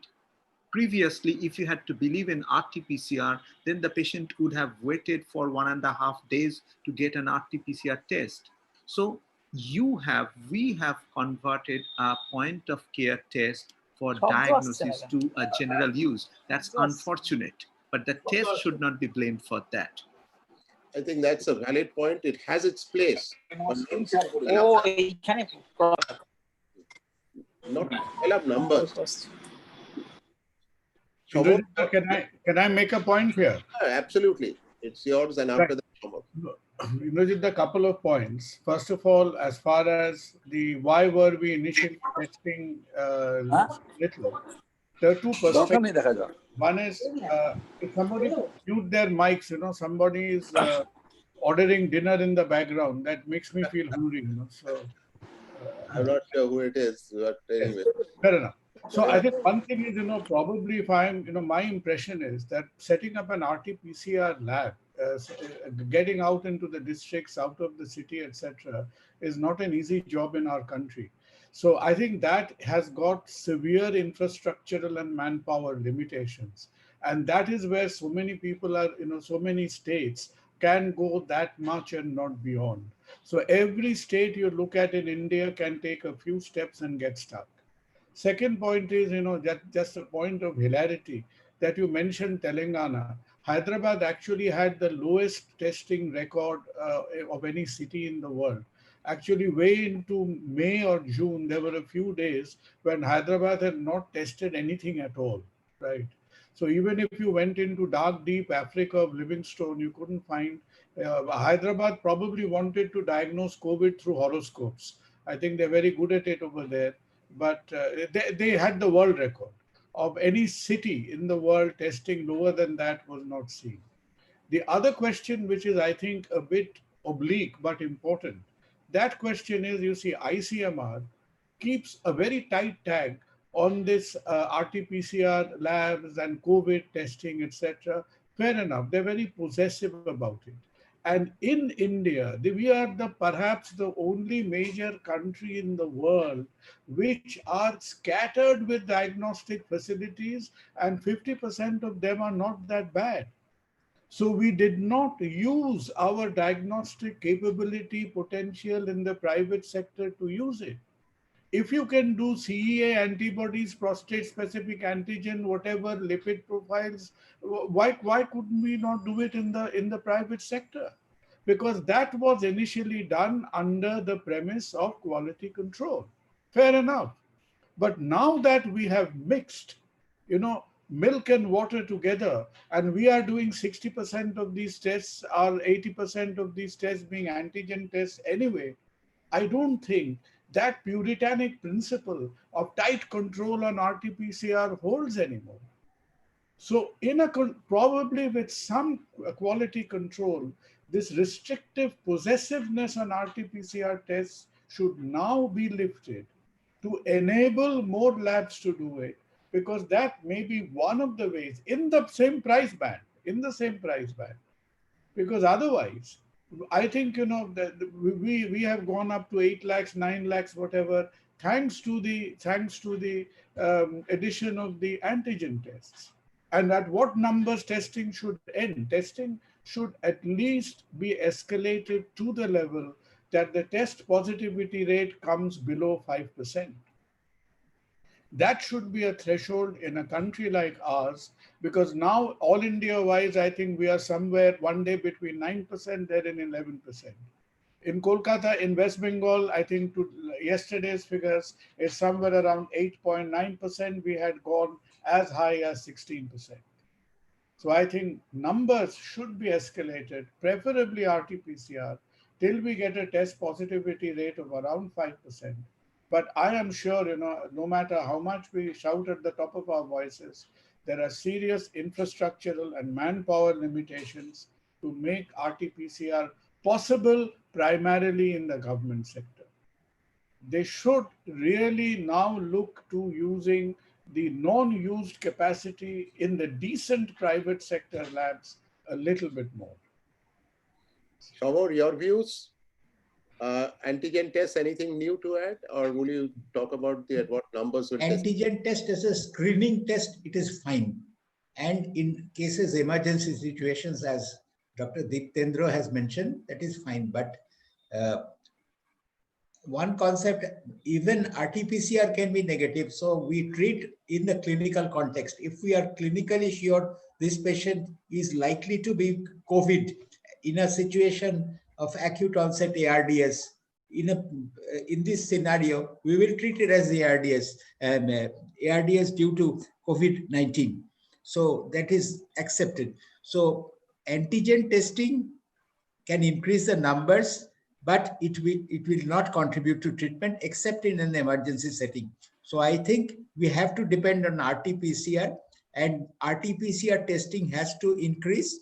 How it will be increased, that is a very difficult public health problem. The government has to sort it out in conjunction with the private sector or whatever. And regarding the testing costs, I think the cost should come down. Cost should come down if it is more affordable. And because of the stigma attached to it, once a person tests positive, then his whole family is ostracized in the society. And so these are certain things why people don't want to. If we advise them to go in for, say, they will just isolate themselves, quarantine themselves, keep themselves quarantined, and then if majority of cases subside on their own, and that is how we are, I think, basically we are missing active cases which are asymptomatic or mildly symptomatic cases. If the cost of tests goes down, then more tests can be done, and I think we will get more sufficient data.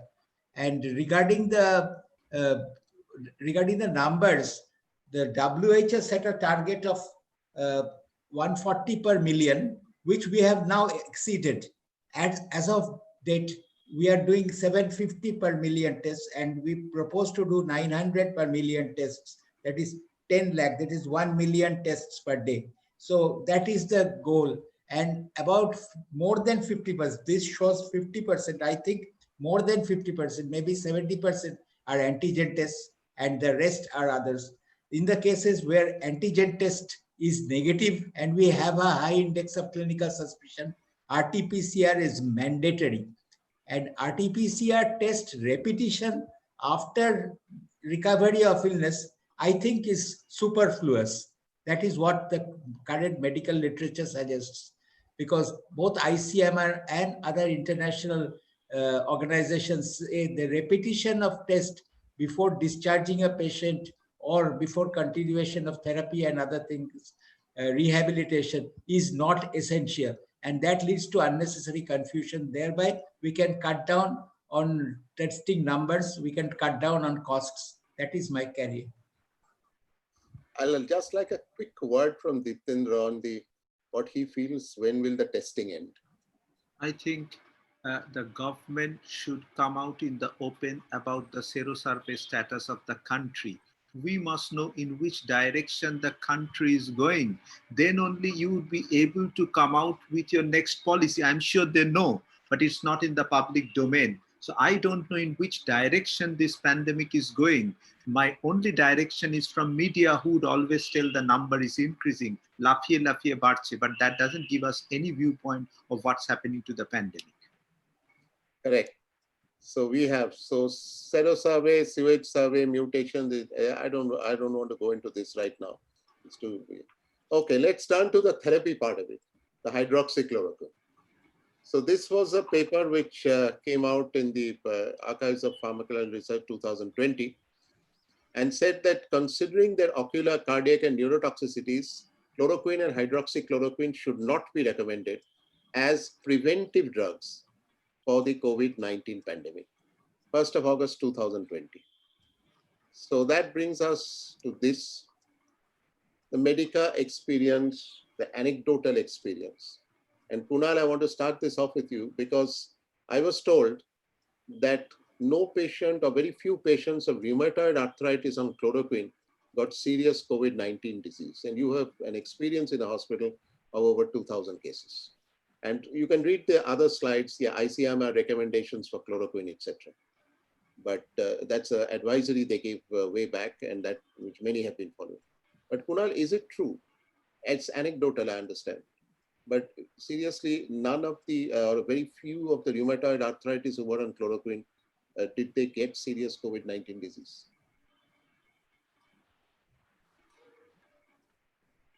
Kunal, you have to unmute yourself. I think you got muted, I think. Yeah, I think, it is true that it is anecdotal. It is not completely unsubstantiated.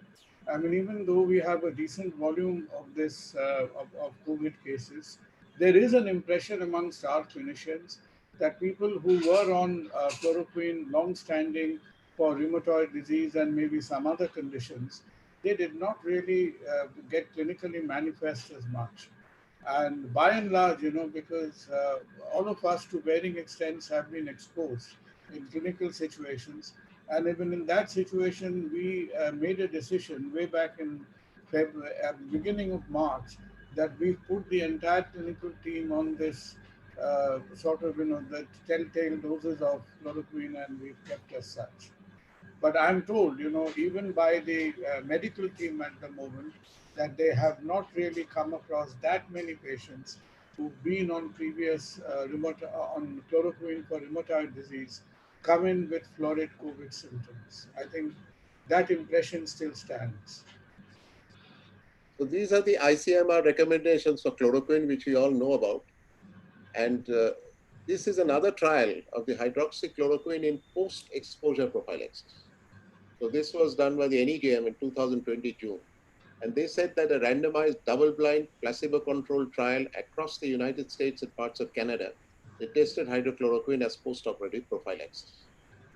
So they assigned participants to receive either placebo or hydrochloroquine, and they exposed them to persons who are in their families or who were exposed, and to others. Laboratory confirmed, whether they found laboratory confirmed COVID-19 or illness. So the high risk or moderate risk exposure, the high risk means that they wore only masks or no masks. And the moderate risk was the ones in which they, together with that, they wore face shields. Hydroxychloroquine did not prevent illness compatible with COVID-19 confirmed infection when used as post-exposure prophylaxis. I don't know the pre-exposure part of it, but that should not be there anyway. So,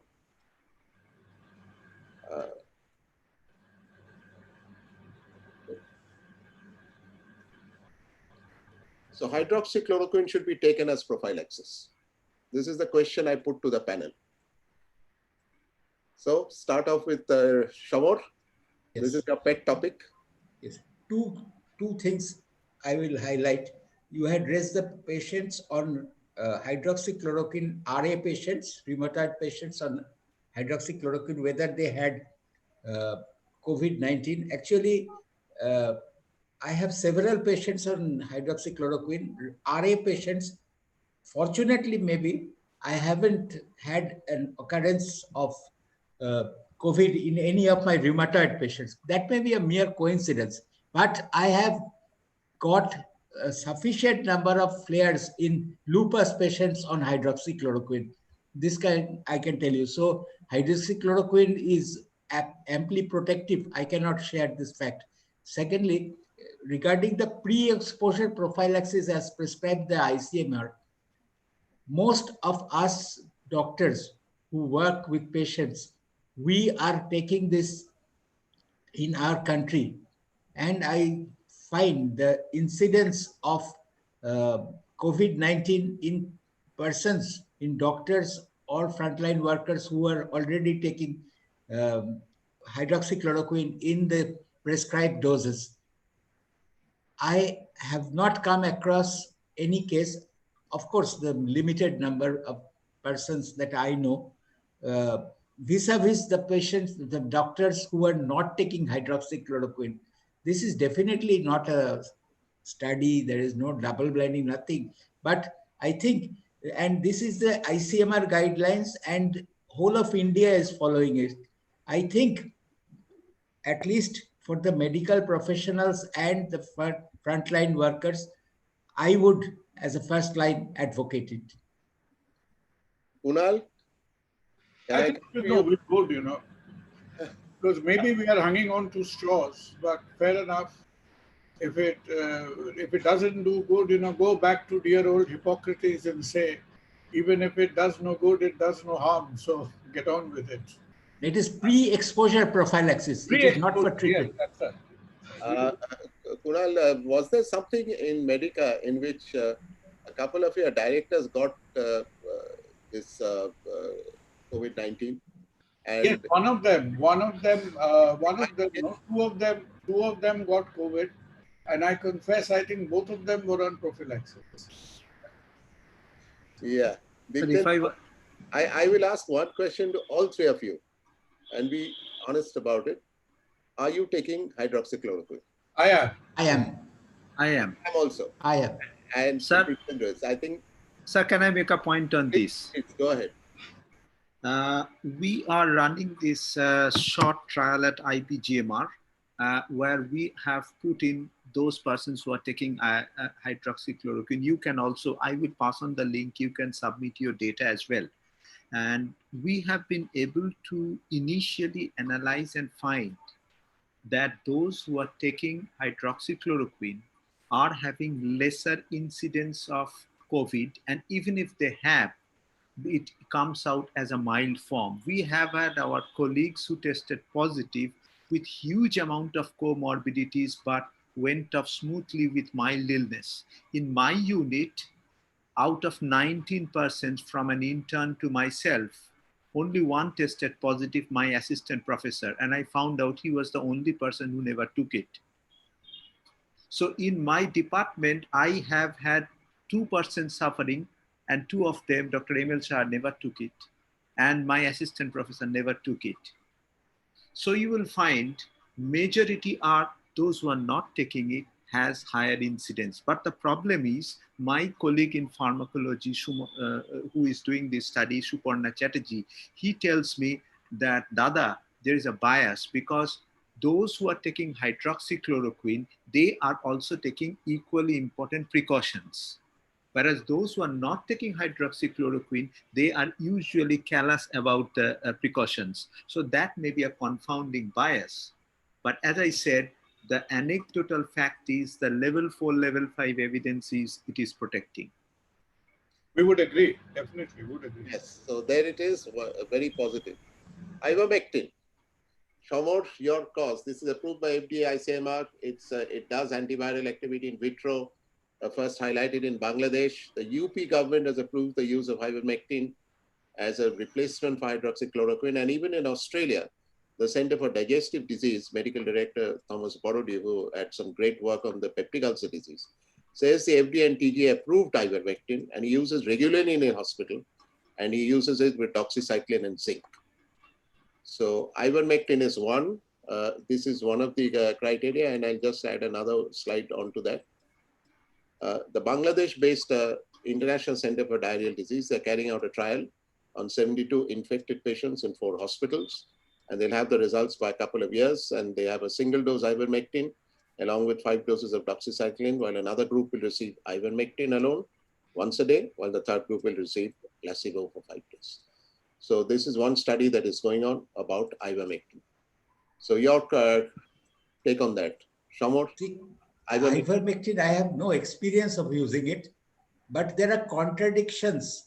Basically, I have gone through this literature, and basically these papers highlight the use and show the good effects. But I have been witness to a webinar by the AIMS grand rounds in COVID-19 by Dr. R.S. Guleria and his group.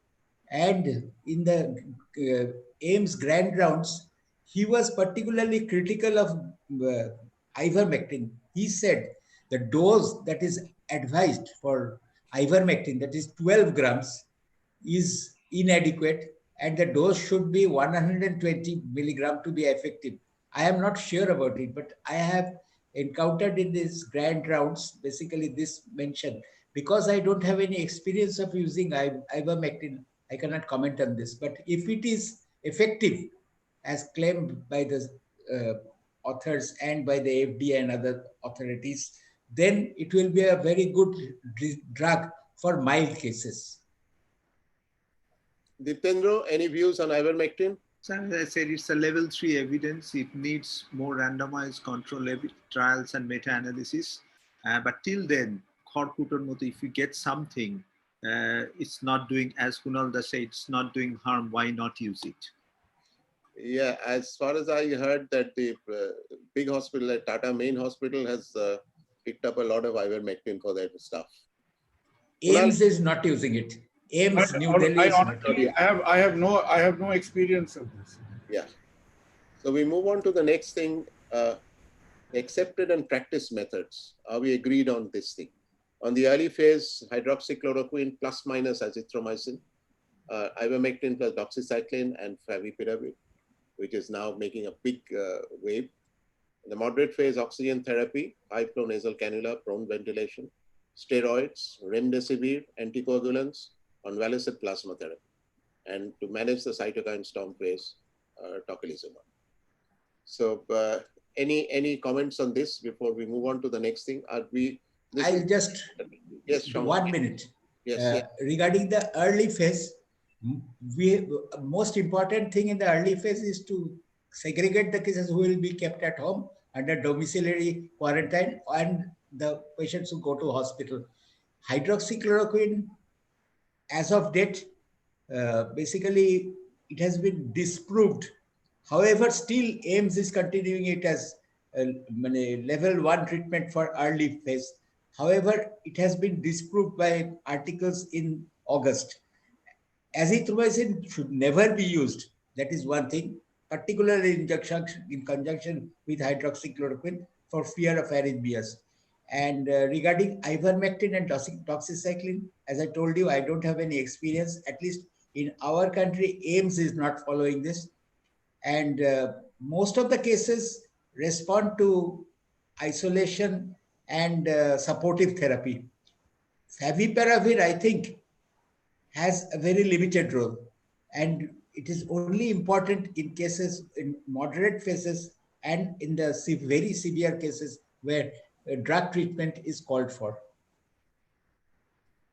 Yes, so the rest of it, the moderate phases, the oxygen therapy, steroids, of course, that was used before the England, UK people came out with it. Remdesivir anticoagulants is a standard regime now. Can I make a point, sir, here? Yes, Diktendra. Okay. Now, sir, if you look at the evidences, I mean, the poor chap, hydroxychloroquine and ivermectin doesn't have a big brother to protect them.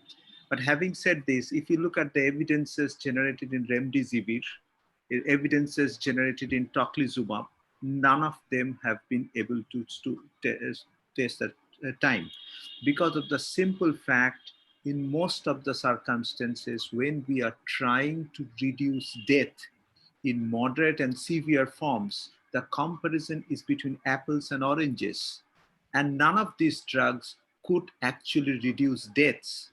They could actually reduce the discharge time by 4 to 5 days. And in a mild form, nothing really matters. Whether you use this or that doesn't really matter. We are looking for a remedy in severe form. As of now, apart from steroids and other supportive treatment, HFNO and low molecular A, none of them could get through. So as I said, I'd still go on with this, as I said. Right. That's putting it into perspective.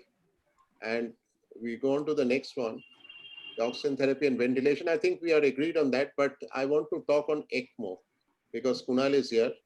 And I will just say about the ECMO part of it.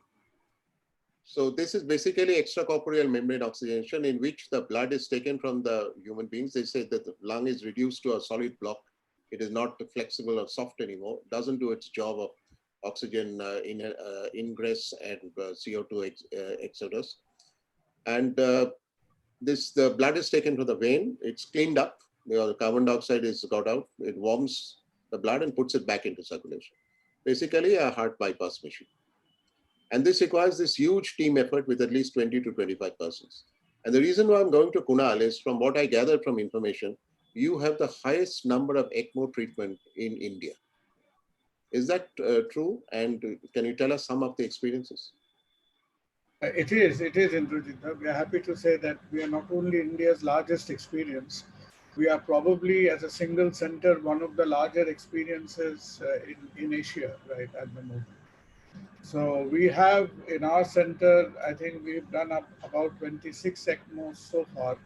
There are currently 4 going on. We are doing a few in one or two other hospitals outside of Medica. We are helping out with Bellevue's ECMO program.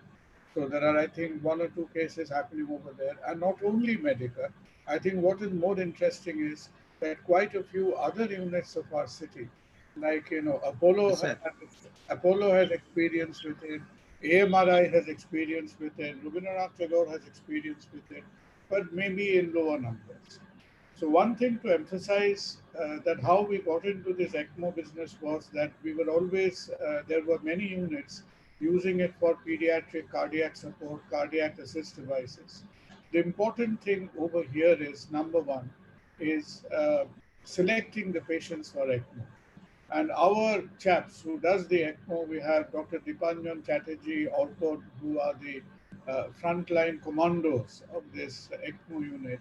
You have to really select your cases at the right time. And that right time generally means that when they are markedly hypoxic and not sustaining their oxygenation on prone ventilation, that is the kind of time to go for veno-venous ECMO. There has been a couple of cases where we have given arteriovenous ECMO as well. And the difference from, as you said, heart-lung machine is that the oxygenator, the average oxygenator in our heart-lung machine lasts for about 8 to 12 hours if you really flog it long. But this ECMO oxygenator can go on for 2 weeks. So it is a more sophisticated oxygenator. So at this point of time, we have done about 26. We have managed to wean more than 40 patients on ECMO. 8 of them have gone home. And we are kind of running a salvage rate of nearly 50%.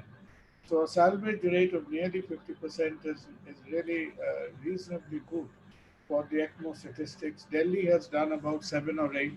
Mumbai has done about 5 or 6. Hyderabad, there are a couple going on now. The great singer, S.P. Balasubramaniam, he's on ECMO in Chennai, MGM Hospital, as we speak. So the ECMO experience in COVID has evolved. China started off first. They had about 100 odd cases. Their results were not good because very early days, they had not really got into the protocol. Italy started doing it. The initial phase results were bad. Then they got better. UK results were good. American data has not come out yet, but I think America will report a good number of ECMOs. They have many centers capable of doing it. So there is an international ECMO registry, and we figure in it. We are going to publish our figures. And so it's been a good program. Boys have worked very hard at it.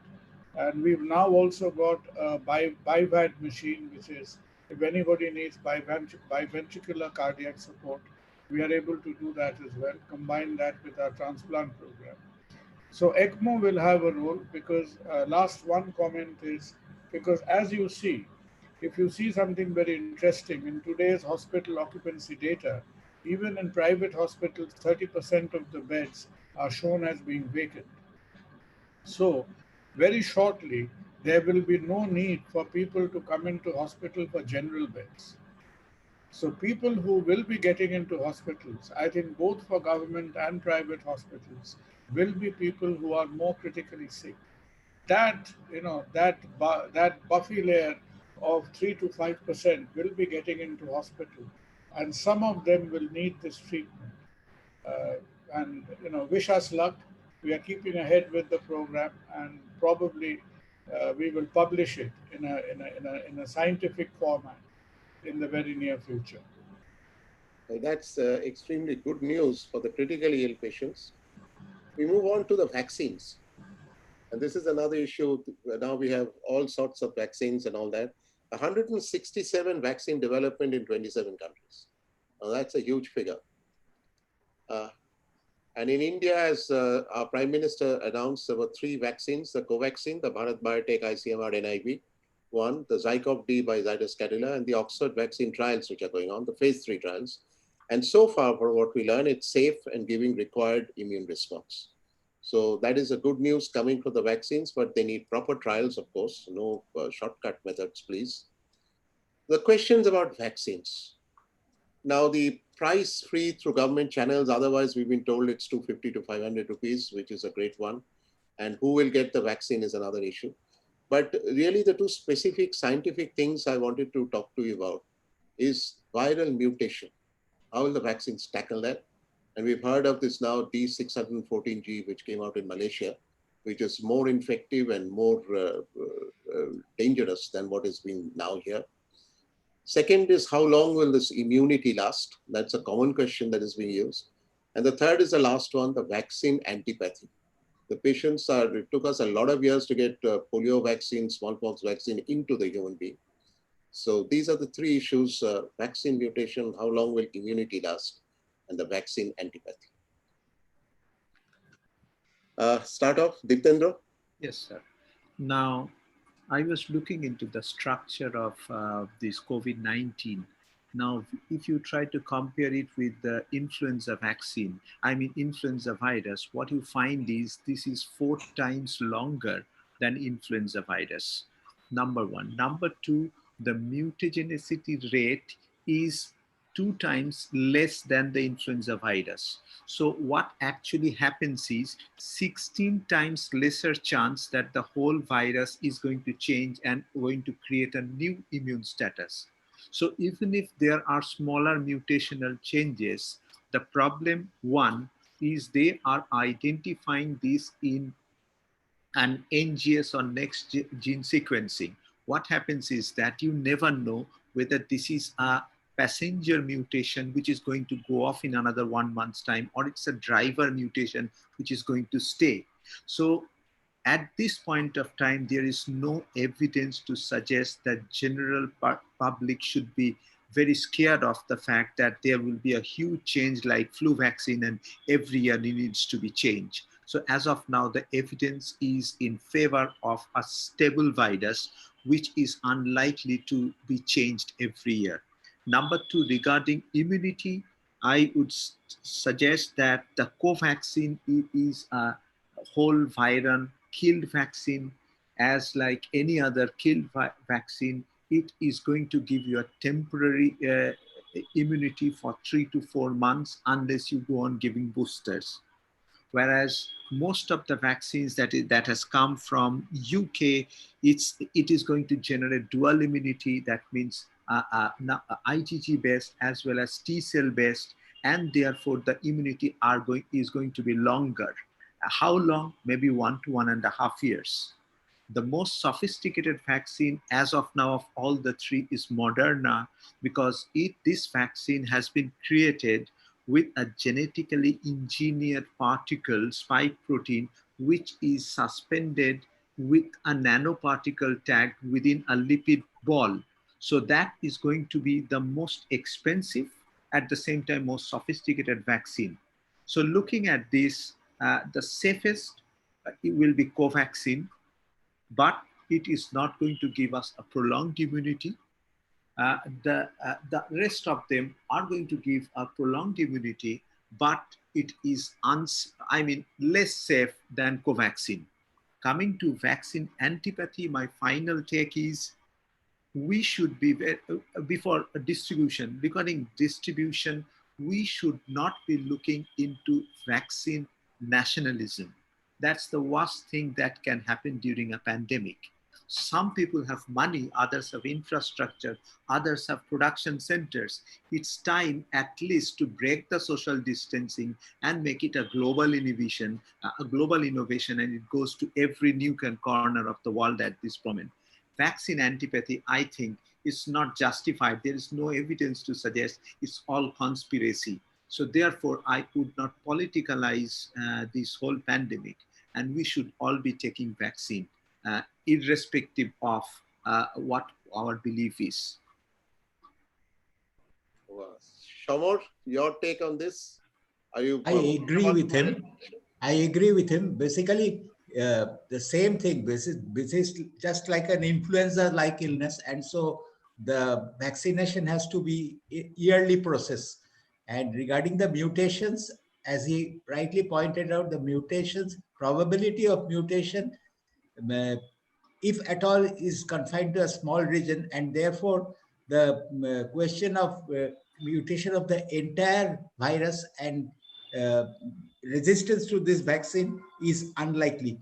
Regarding the new mRNA vaccine, as he has already pointed out, the mRNA vaccine must be an improved version, and that should give a longer duration of immunization. Kunal, anything more to add to this? A couple of quick points. My first point is that I think that for the I'm very optimistic about vaccines. All the very important points Diptendra and Samantha said. First thing is, for vaccines to have any kind of impact, real life impact, will probably not be before a year. To get a decent number of people vaccinated, to that have a manifestation in our movement, life, and living. And for that period of time, we cannot lose our sight of the ball and get callous about the pandemic control, because in some states and in some governmental machinery, you already see that kind of complacency setting in, that vaccine is in the air, we Hanuman and Bishollo Koroni এই টাইপের একটা syndrome is setting in, that Hanuman is flying in the sky to get the panacea down for us. So that should not happen. It does not mean, because if we lose track of the pandemic, as we tend to do now and then it can cause havoc in the interim period. Secondly is, I could not agree with Diptendra more that vaccine should not become the new Cold War missiles, because one of the geopolitical effects of the COVID-19 will be every pandemic in the world so far has had geopolitical consequences. There has been no vaccine, no pandemic without a consequence, and this consequence will be a more effective deglobalization of the world. So if we combine deglobalization with being a biological missile by proxy, then that will be an utter disaster. And what the word of caution and skepticism is, that as the government of India is saying, rightfully, they are saying that whichever vaccine X they lay their hands on, that will get into the government distribution and the vaccinating mechanism. You see, the government vaccination schedule is not doing very brilliantly, even with regular normal children's vaccination. From March of this year till August, we are already 70% behind schedule with the normal childhood immunization schedules. So I think, the government machinery just cannot presume possession and control. They have to really pull their socks up and be 10 times more efficient than they have been. Because running after Corona, we've missed out on childhood vaccination big time this year already. Already we are desperately behind schedule. So this kind of lackadaisical approach because then you will be immunizing children and adults both. You're looking at immunizing God knows what percentage of your population. So that will be a huge undertaking, for which we need a smarter government mechanism than what we have today. Thanks. Now we come to this, the question of, we move on to a very contentious issue, the cost of treatment. The capping of COVID treatment, the General Insurance Council is set to recommend a tariff that caps COVID-19 treatment at 9,000 a day in the metros, in the 2-tier and 3-tier cities, and 24,000 a day in metros. And can you do life-saving necessary treatment in this budget? And why do corporate hospital budget rise? I've enumerated some points, and I'll ask you to just talk about it. Kunal, you best qualified on this. You see, to give you a brief thing, because there is something called an average revenue per day, what is considered to be to keep your nose above water for any private sector hospital. And that, Indrajit, you see, by common consensus in a general bed level is around 24,000 rupees per day. And in a corporate hospital, by the time you've paid for your finances, salaries, etc., electricity bill, satisfied Calcutta Electric Supply Corporation, the land revenue, the State Bank of India, your outstanding finances, the local politicians, the trade unions, after every salary has been paid and every palm has been greased, then the break-even figure is around 24-25,000 per bed per day at the non-critical care level, and the critical care level throughout the country works out to somewhere around 50,000 rupees a day. And that costing is available with Niti Aayog, that costing is available with FICCI, that financial kind of a template is available in the country. Now, what happens is, because of a knee-jerk effect of, there are two things happening.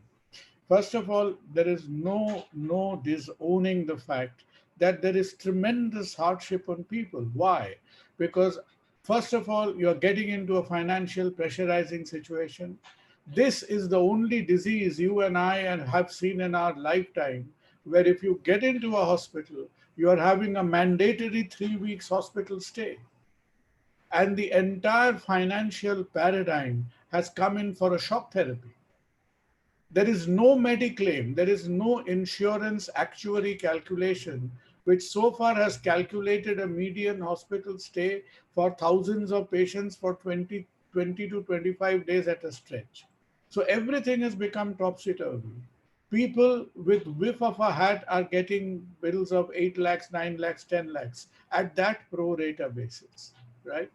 And even, there was not long ago, if I had a health insurance, say for a mediclaim for 5 lakhs, I would have said, okay, theek hai, acha hai, I'm more or less well provided for. But that 5 lakhs will disappear one third or halfway down my treatment line, should I be unlucky to be stuck in a HDU or ITU with this COVID problem. Now, a couple of things should have happened. Number one, what has happened? If you look at the disaster that happened in Delhi and Mumbai, where by force, some government said that this 24,000, 11,000, 12,000, whatever, a disaster happened over there. There were big time hospitals which first of all, they laid off.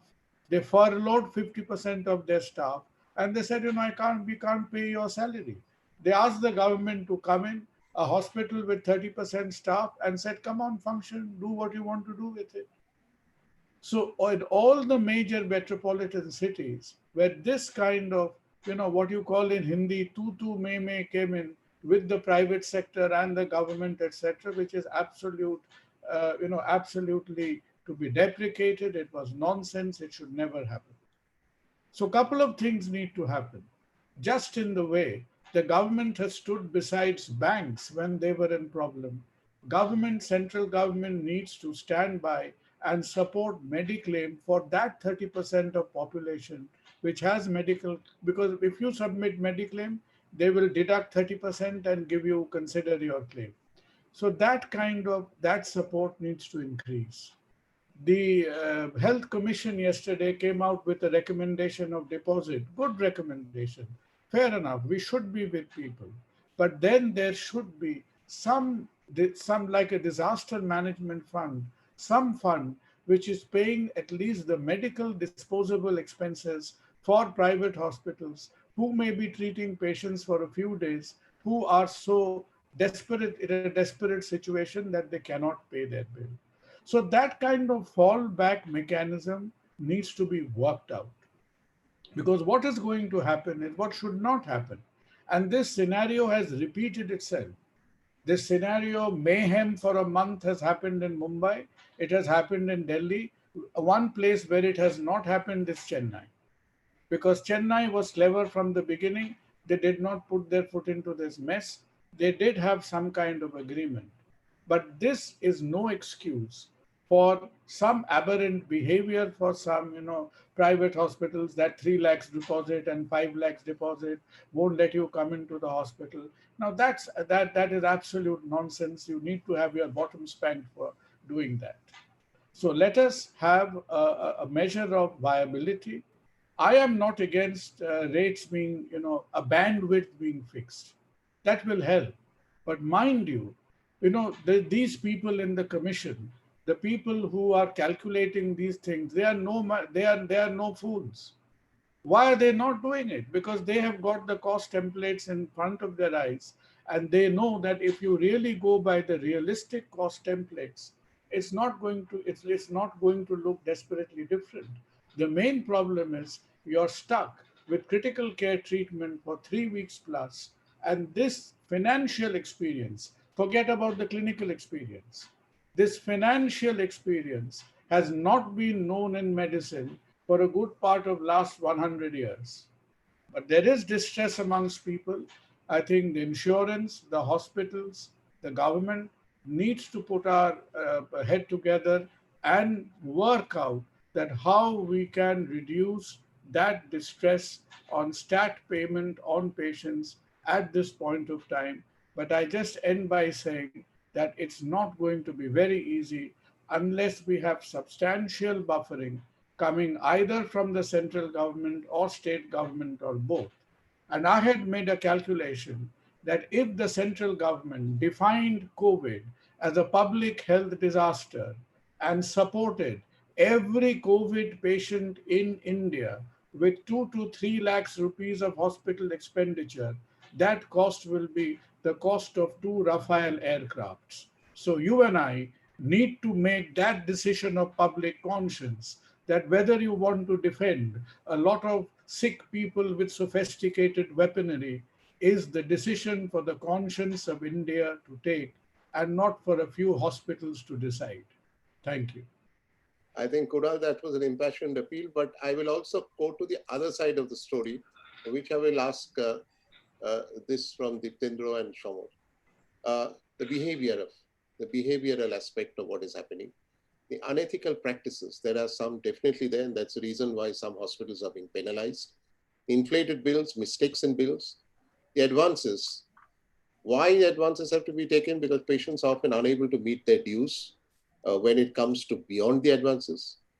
And the other thing, insurance companies releasing payments after months or reducing payments. And it's a fact that the promotion of their personnel depends on how much they've rejected. A group of persons specialized in creating trouble in hospitals. We don't. But the major thing is the disappointment, where complications due to comorbidities of the disease itself, and this pandemic is particularly in that, the result is poor and bills have to be paid. So that is the whole aspect from the other side of the view. Diptendra, your suggestions on some of this? I am not a wonderful expert or pundit on health economy, and I learned a lot from Kunalda. What I feel that it's a time where the government, as well as the health commission, as well as the corporate hospitals, should initiate a very constructive dialogue. It's extremely essential to have a dialogue going continuously rather than unilateral enforcement of rules and capping.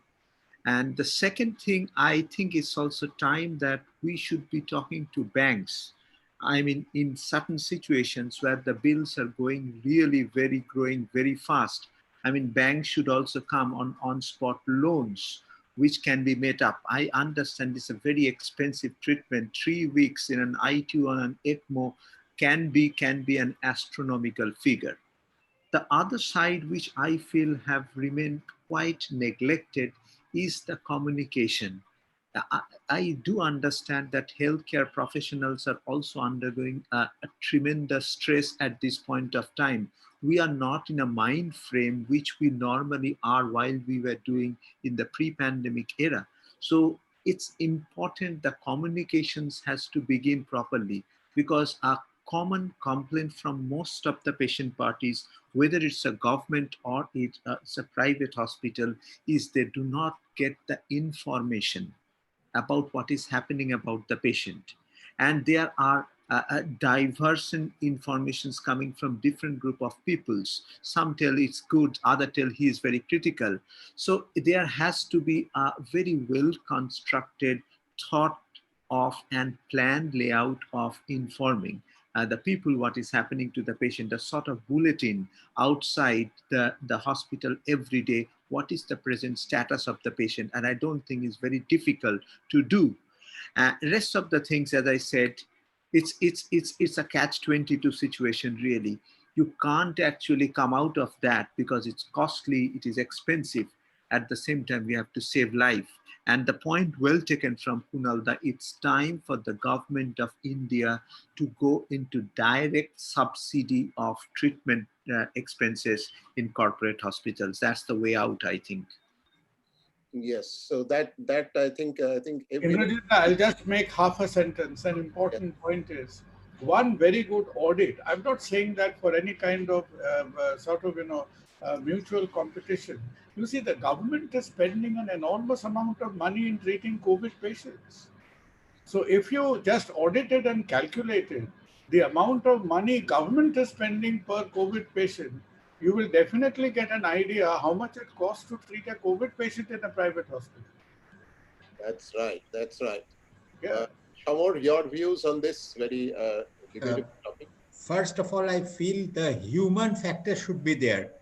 There is a total lack of communication between the patient, family, and the hospital. That is why the patient's family are being kept in the dark, and sometimes they are not informed, and it's very difficult to track patients, particularly in government hospitals. I mean, some patients are admitted somewhere, they cannot be followed after a few days, and after a few days, they identify the patient is in very critical state, and within say 1 day, that patient expires. So that leads to much mistrust and commotion and very difficult situation on either side. So communication has to be there in some form. That is, I know the hospitals are overworked, but there should be some mechanism for the hospital to communicate with the person's family. That is one thing. And regarding the bill scenario, something has to be done. Two things. Either the government must directly contribute to the treatment in some form, or the government should make a ceiling on the bills so that it is affordable. Those who can afford, something has to be linked to the income of the family or something like that, because otherwise people who require treatment will be denied treatment. That should never happen. So either the government contributes or some other arrangement is made, because there is not adequate amount of hospital beds in the government sector to treat this illness. I think that is a dichotomy. On one hand, we have the government sector where there is no cost of treatment. On the other side, we have the corporate hospitals who are giving all the big ways and trying to save the life of a patient. And how do you make a price on the life of a patient? So the whole thing is somewhere lies in between. I'm quite sure we are all agreed on that. The government has to come in, the banks have to come in, greater communication has to be there. All of this has to come in. But on the other hand, it is also the duty of every hospital, not only the corporates, to communicate properly. To communicate properly, that's a real issue. And take care that the billing part of it is kept logical. It cannot be an illogical billing in some which happens in some. It should be transparent. It should be transparent. It is transparent. Everyone is given a written piece of paper. And it's very difficult. I don't think, Samoda, there is, I think for most hospitals, there are aberrant behaviors. Yes. There are people who do try to be mischievous. Let us not absolve ourselves of those kind of, deviant behaviors. It does happen. But, another problem that maybe some other time we can discuss it. When you talk about communications, it is not just communication about a patient. The whole fundamental practice of a doctor approaching a patient has been changed. It has shattered. So there will be a lot of germane difference how a doctor approaches a patient as we emerge from this situation. The way we address critical care. I've been within this sort of firing line of critical care for 3 decades now. I tell you, I have not seen critical care in this form. So there will be far more, there will be radical changes in how a doctor approaches a patient in critical care. This is the first time we are approaching a patient, not just as a sick person, but a sick person who can infect you. One thing I just want to emphasize this: there has to be communication from both sides. Neither of us, either the doctors or the patients, we are having problems in communicating, particularly the uh, patients' relatives. They're always suspicious that we are overbilling them, doing unnecessary things and other things. These things can be solved if we Absolutely. are more transparent, if we communicate Absolutely. with them regularly. That is very true. Right now, it is slightly less. About a month back, about a month and a half back, there used to be half the patients whose near relatives cannot, the patient is in hospital, near relative is in quarantine or possibly in some other hospital.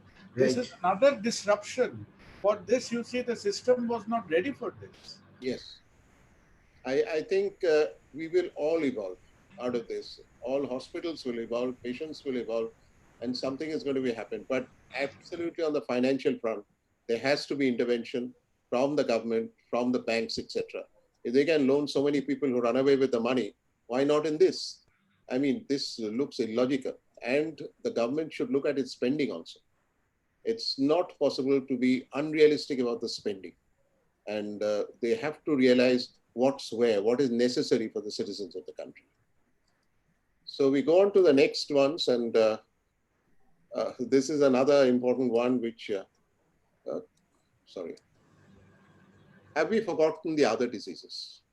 In this whole mad way that COVID has taken us in every aspect of our lives, from newspaper headlines to television news, from all aspects, are we forgetting the influenza, the tuberculosis, the trauma, the malignancy, the other infections? And in terms of incidence, virulence, and fatalities, where would you place the COVID-19? Ditendra? Sir, if we look at the crude death rate of this country, every year 91 to 92 lakh people die. And if we look at the death that has been contributed by COVID-19 till now, it's 55,000. And if we look at in another 6 months' time, maximum it will be 1 lakh. So it is actually contributing to less than 1% death of the country. So there are reasons to believe that it is time that we put our stress equally on the other forms of treatment. Though I understand it's a pandemic, but that's not an excuse to stop chemotherapy. That's not an excuse to refuse a patient with road traffic accident because the COVID test has not been done. But the reality is, we are forgetting that the death rate is contributing to less than 1% of the country's annual death. And if you look at the number of deaths that happened in Calcutta yesterday, it is only 18 patients. I am sure every day more than 18 patients would have died at SSKM hospital before the COVID-19 pandemic. So that's not a good reason to stop all the services. It's time that the healthcare professionals, the hospitals open up, looking into the auditing themselves, how they can go forward. It's a new normal way. We must find a path for that. Shamor, your effect? I agree, fully agree with it. So basically, this is more a contagious disease rather than a fatal disease. And attention to other problems must be given, because I have seen several persons very close to me who have been denied treatment and lost their lives because they were not tested positive, tested negative for coronavirus. So that should never happen to anyone. Kunal? No, I think all of us will be in consensus. Just one point, this is not humor, but this is true. That in the period of lockdown, from say the 24th of March, there was till about the end of August, there has been some sort of eyeballing of India's crude fatality rate, and simply because of the lowering of road traffic accidents and childhood diseases and infections, probably Corona has net on a net balance, it has saved some lives. So if you look at the death from corona and the reduction of death from other diseases, it may as well turn out that the net mortality in this period has been low. Like Sweden is talking about incremental mortality. India may eventually, in retrospect, look back at net lives saved simply because of the horrible kind of road traffic accidents, etc. we have. But the important thing is, I think with the exception, I've been talking to a lot of people. I think probably with the lone exception of SSKM Hospital, across private and government sector, all other non-corona related activities, I don't know what's happening with you, Indrajit, is down to a trickle Excellent. because of lack of transport. People are in a state of panic. So just we have to pray and hope for the best and emerge from this paralysis. That's right. That's an important point also, that really the number of cases, to treatment of all this has really gone down a lot. And people are teleconsulting on some of this and doing other things. But one is not happy with the treatment which is being meted out or can be meted out to these patients. So we move on to this was a statistic, the COVID-19 compares against any other killer disease. And Diptendra is so right when he says so. The COVID-19 so far is a 3.4 death rate, and a COVID-19 estimate will be a 1.10. But if you look at smallpox, MERS, Ebola, etc., what happened in their times is much, much more. So, can dead bodies spread virus? And this is a thing which has been going on for all over, and this is a common question which is going on.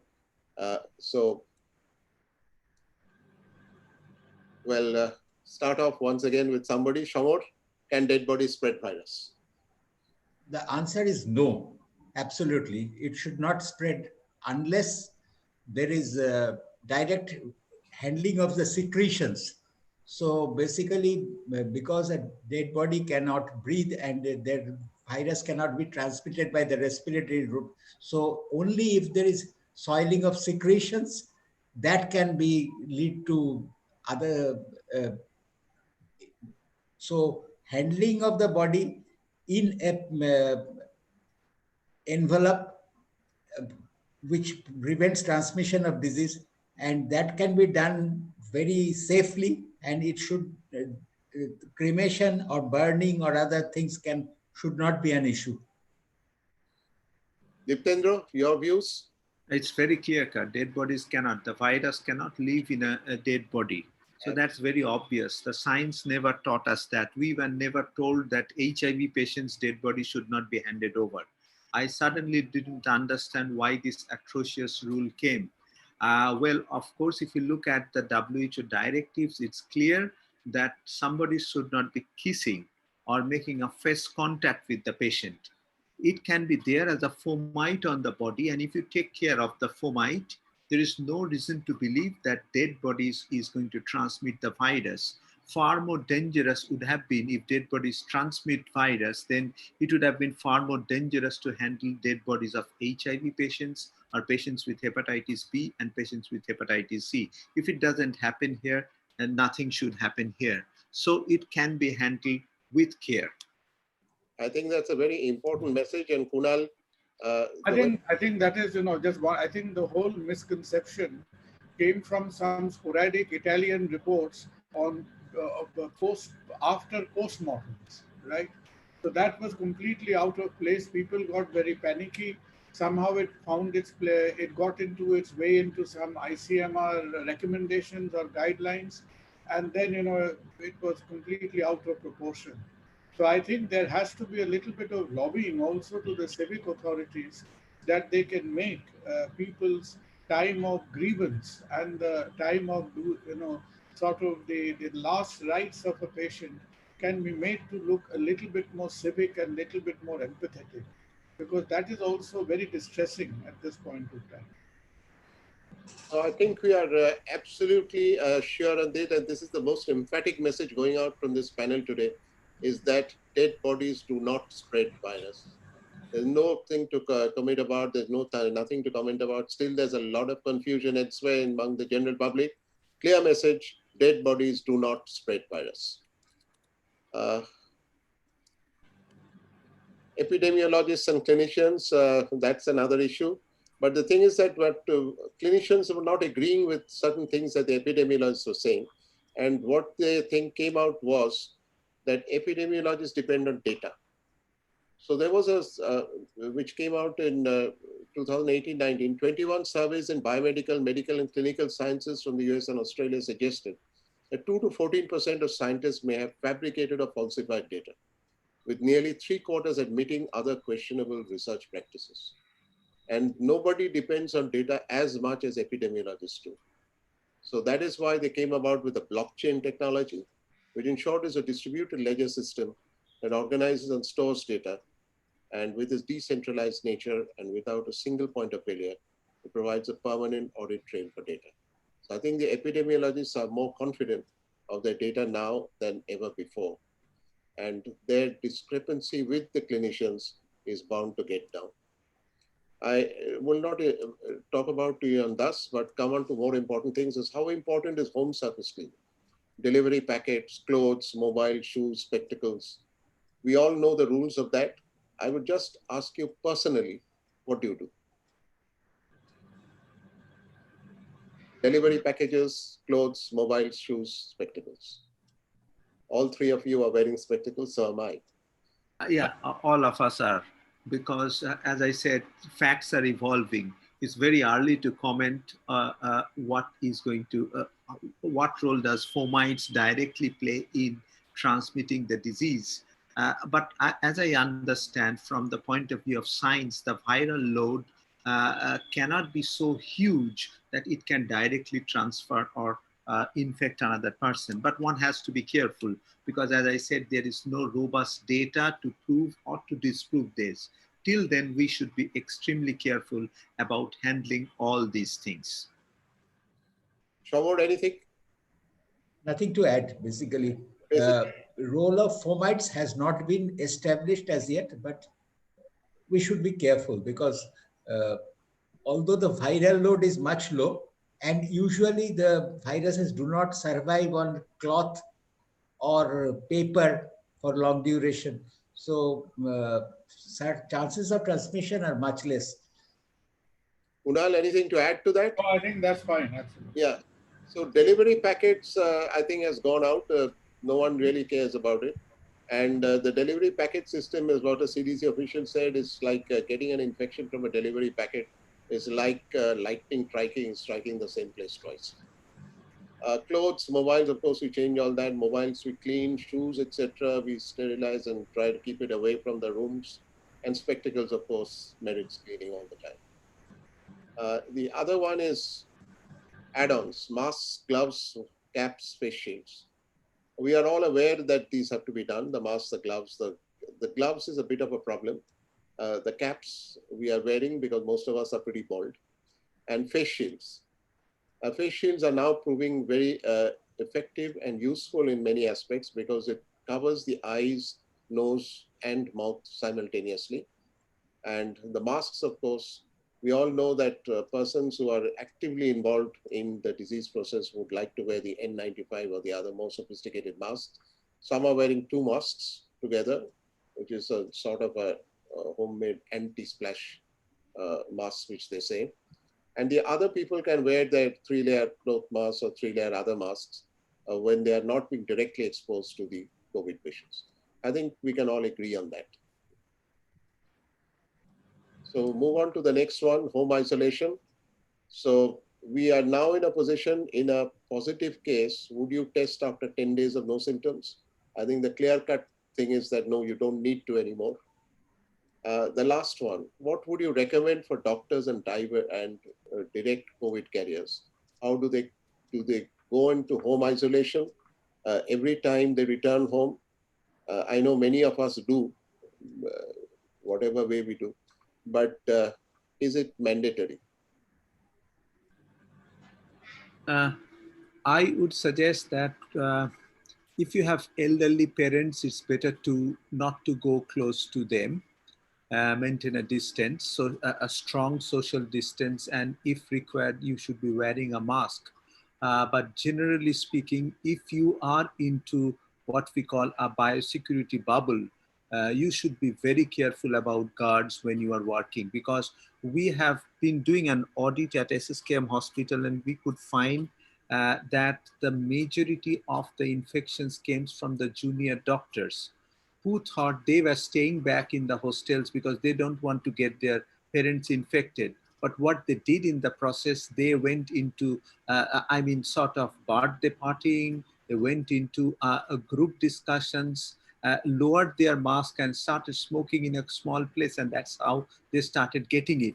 So it's very important to understand for doctors is that if we are to get infection, it will be not from the patient that he is sitting across me. It will be from one of my colleague whom I personally know, and I therefore would lower my guard while I am talking to him. So the surgeon's room, the coffee clubs, these are the places from where we are picking up infections, and not really from the OPD where we would cover up with an iron mask if an opportunity is given to us. Kunal, your view?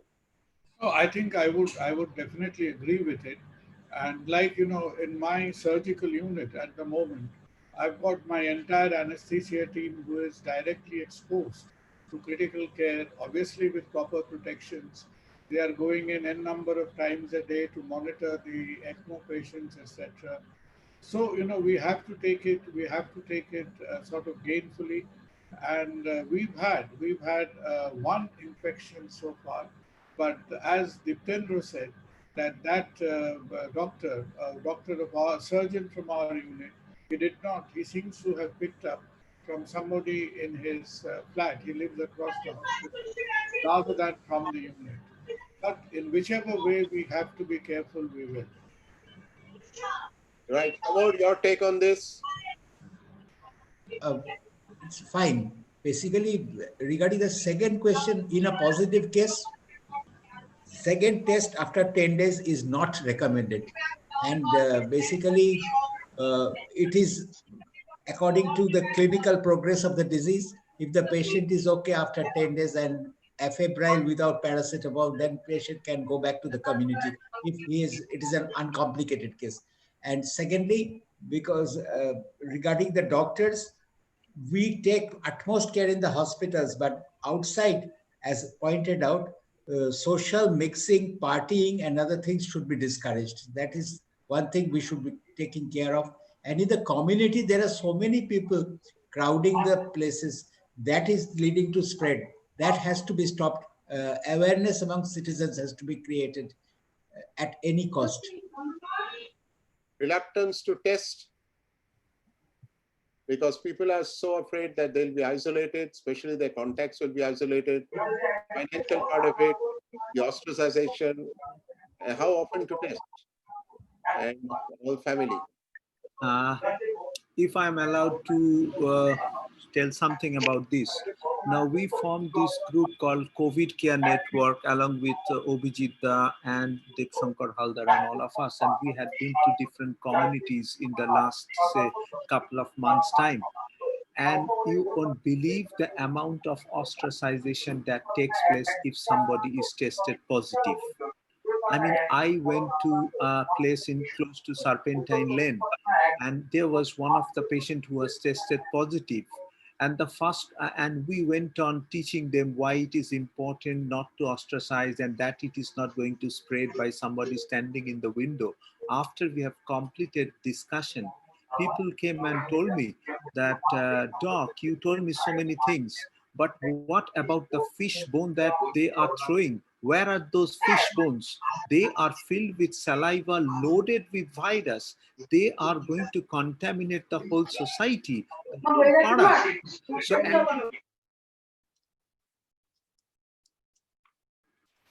actually, it's not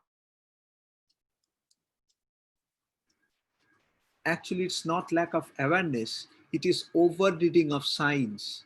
People are bending science to their need, and therefore they are going into ostracization and lynching. Unfortunately, the index case in Calcutta started with somebody trying to hide his illness. And that scar of the first index case or case 0 in Calcutta has got into the minds of people, and people have started believing that this is a disease which people hide.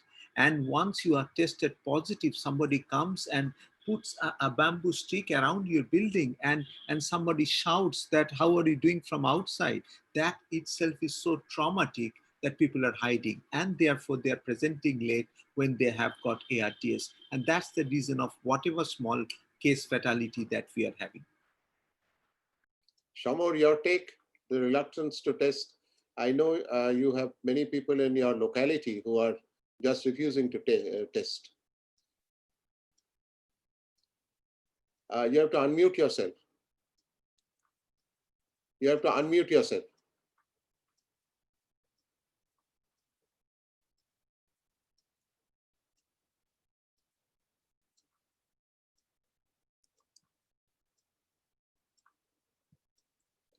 Can't hear you.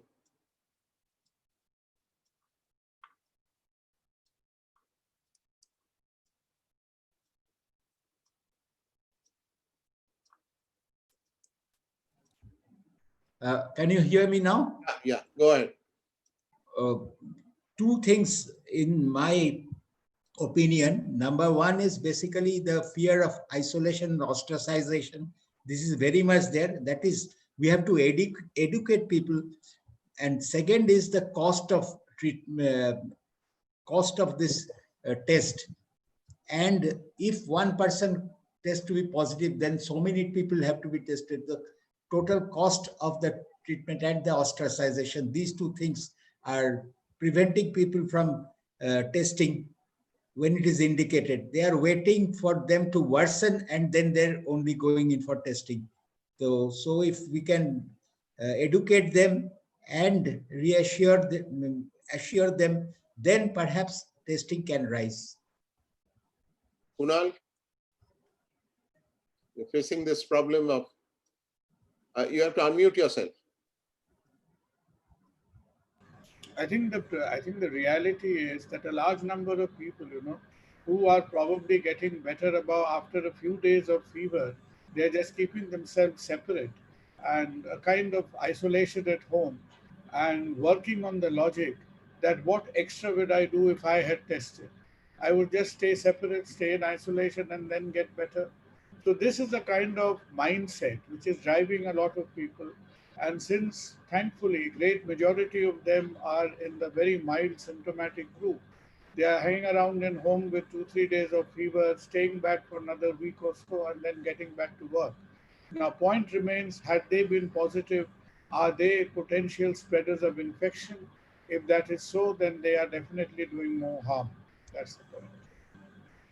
Okay, another contentious issue, lockdown or no lockdown. Epidemiologists versus economists. The epidemiologists are models of transmission, so they see a steep infection curve. They will increase the social distancing, they will prevent hospitals being overwhelmed, deaths come down.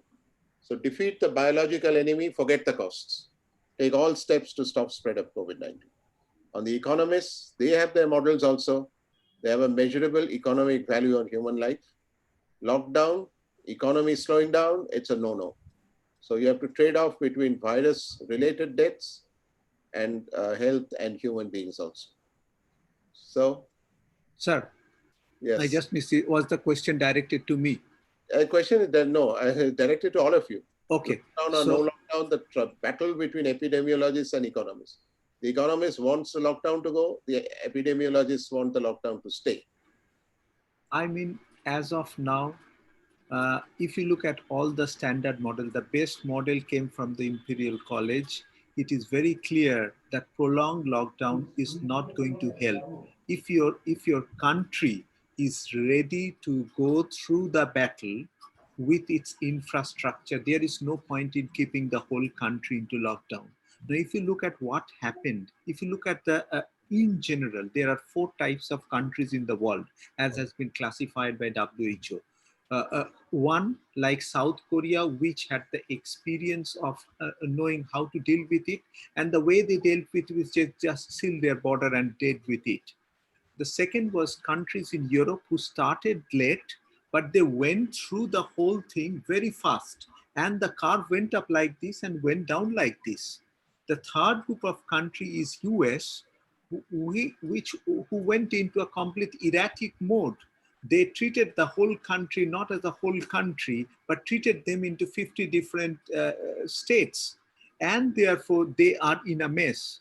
The fourth country is countries like India, who have been very skeptical and who have taken a very, very shaky steps in throughout the pandemic, and they are not going directly through the fire or walking through the fire. They are trying to go for a middle path where a certain amount of lockdown and certain amount of opening up of the whole things are what is being followed by them. So I think India is following a middle path. But as I said, if your country is prepared to deal with its healthy infrastructure, there is no point for a country to go for a 6 months or 8 months of prolonged to nationwide lockdown. But inter-district movements has to be stopped. The one, I think, just one supplement, some supplementaries to what Diptendra said. Neil Ferguson, who is otherwise known as the father of lockdown, who weighed down upon Boris Johnson in a matter of 48 hours to announce the British lockdown. And he himself broke the lockdown a week into it because he was visiting his girlfriend, who happened to be a married woman, and therefore had to resign his job. Now, that apart, what has happened is, I think Diptendra has given a very good summary. But the boldness in shutting your borders early and isolating yourself from the source of infection has been a wisdom which has been shown by Southeast Asia. You see, if you start from Taiwan and move down up to Myanmar, all these countries, if you add up the total number of mortalities, the total number of lives lost in this entire South Asian belt is probably less than 500. Okay, not all data is believable. Probably Myanmar is not believable. But the moment we reach the population intense Bangladesh and thereafter, Bangladesh, India, etc., somewhere we get lost in the confusion. And the only country, I think, of all the Western nations who took Corona head on simply on the merit of their healthcare infrastructure was Germany, led by their magnificent, the critical care, and they are one of the fewest Western countries who wove their primary health into their secondary health, and therefore their mortality was so low compared to the others. And in summary, all the countries who were led by wise women have done better than the countries who were led by the alpha males. So you had Trump, who has come a cropper, Bolsonaro, who has come a cropper, Putin did not look too clever. The fellow in India, I forget his name, what he's called, he has not covered himself in glory so far. And if you compare to the rest of them, to the Angela Merkel, to the Aung San Suu Kyi's, to the Jacinta Ardern, I think the women have proven far better corona controllers than the men at the national level. Just an observation. Howard, anything to add to it? Was the lockdown or no lockdown? Where do we have emerged from the stage of lockdown, and basically people should come to accept a new form and adapt to that. Otherwise, people will die of starvation. So lockdown continuing further is no solution. Correct. Our death rate is one of the lowest. And I will have to go on with this. Globally, on the 18th of August, this much of deaths. The death rate is 3.54 in the world, 3.15 in the USA, Brazil 3.54. Italy had 13.92 when it was at its peak, Sweden 6.8, UK 12.96, India 1.9. So with a less number of tests, we have low death rates. With more tests done, whatever antigen, antibody, whatever it is, there'll be lower death rates. So the question is, are we under-reporting deaths? Yes, we are. And are we following the WHO directives that even COVID-like symptoms, though negative or non-tested, should be called COVID deaths? Actually, regarding the last point, COVID-like illness leading to death are not being reported as COVID deaths. So that is leading to underreporting. This is one thing for certain. And secondly, there are so many people who are dying before a diagnosis is made. So in those two ways, the number of deaths is low. And third factor is basically Indian population, general age is lower. So the incidence of COVID in a young individual, usually fatality is less. All these three factors are contributing to the lowest death rate. Right. Diptendra, your views, why is our death rate so low? So number one is the median age of the Indian population is 29. Whereas in countries who have higher death rates, more than 10%, it would be between 60 to 70. So that's the first factor. Number two, India has picked up a viral strain, which is called, I just forgot, it's A3 something, which is relatively less fatal. So these are the 2 points. And in the West, why there was a huge number of death. And if you look at the death audit of the West, you will understand the major deaths were in the old age homes or the care homes.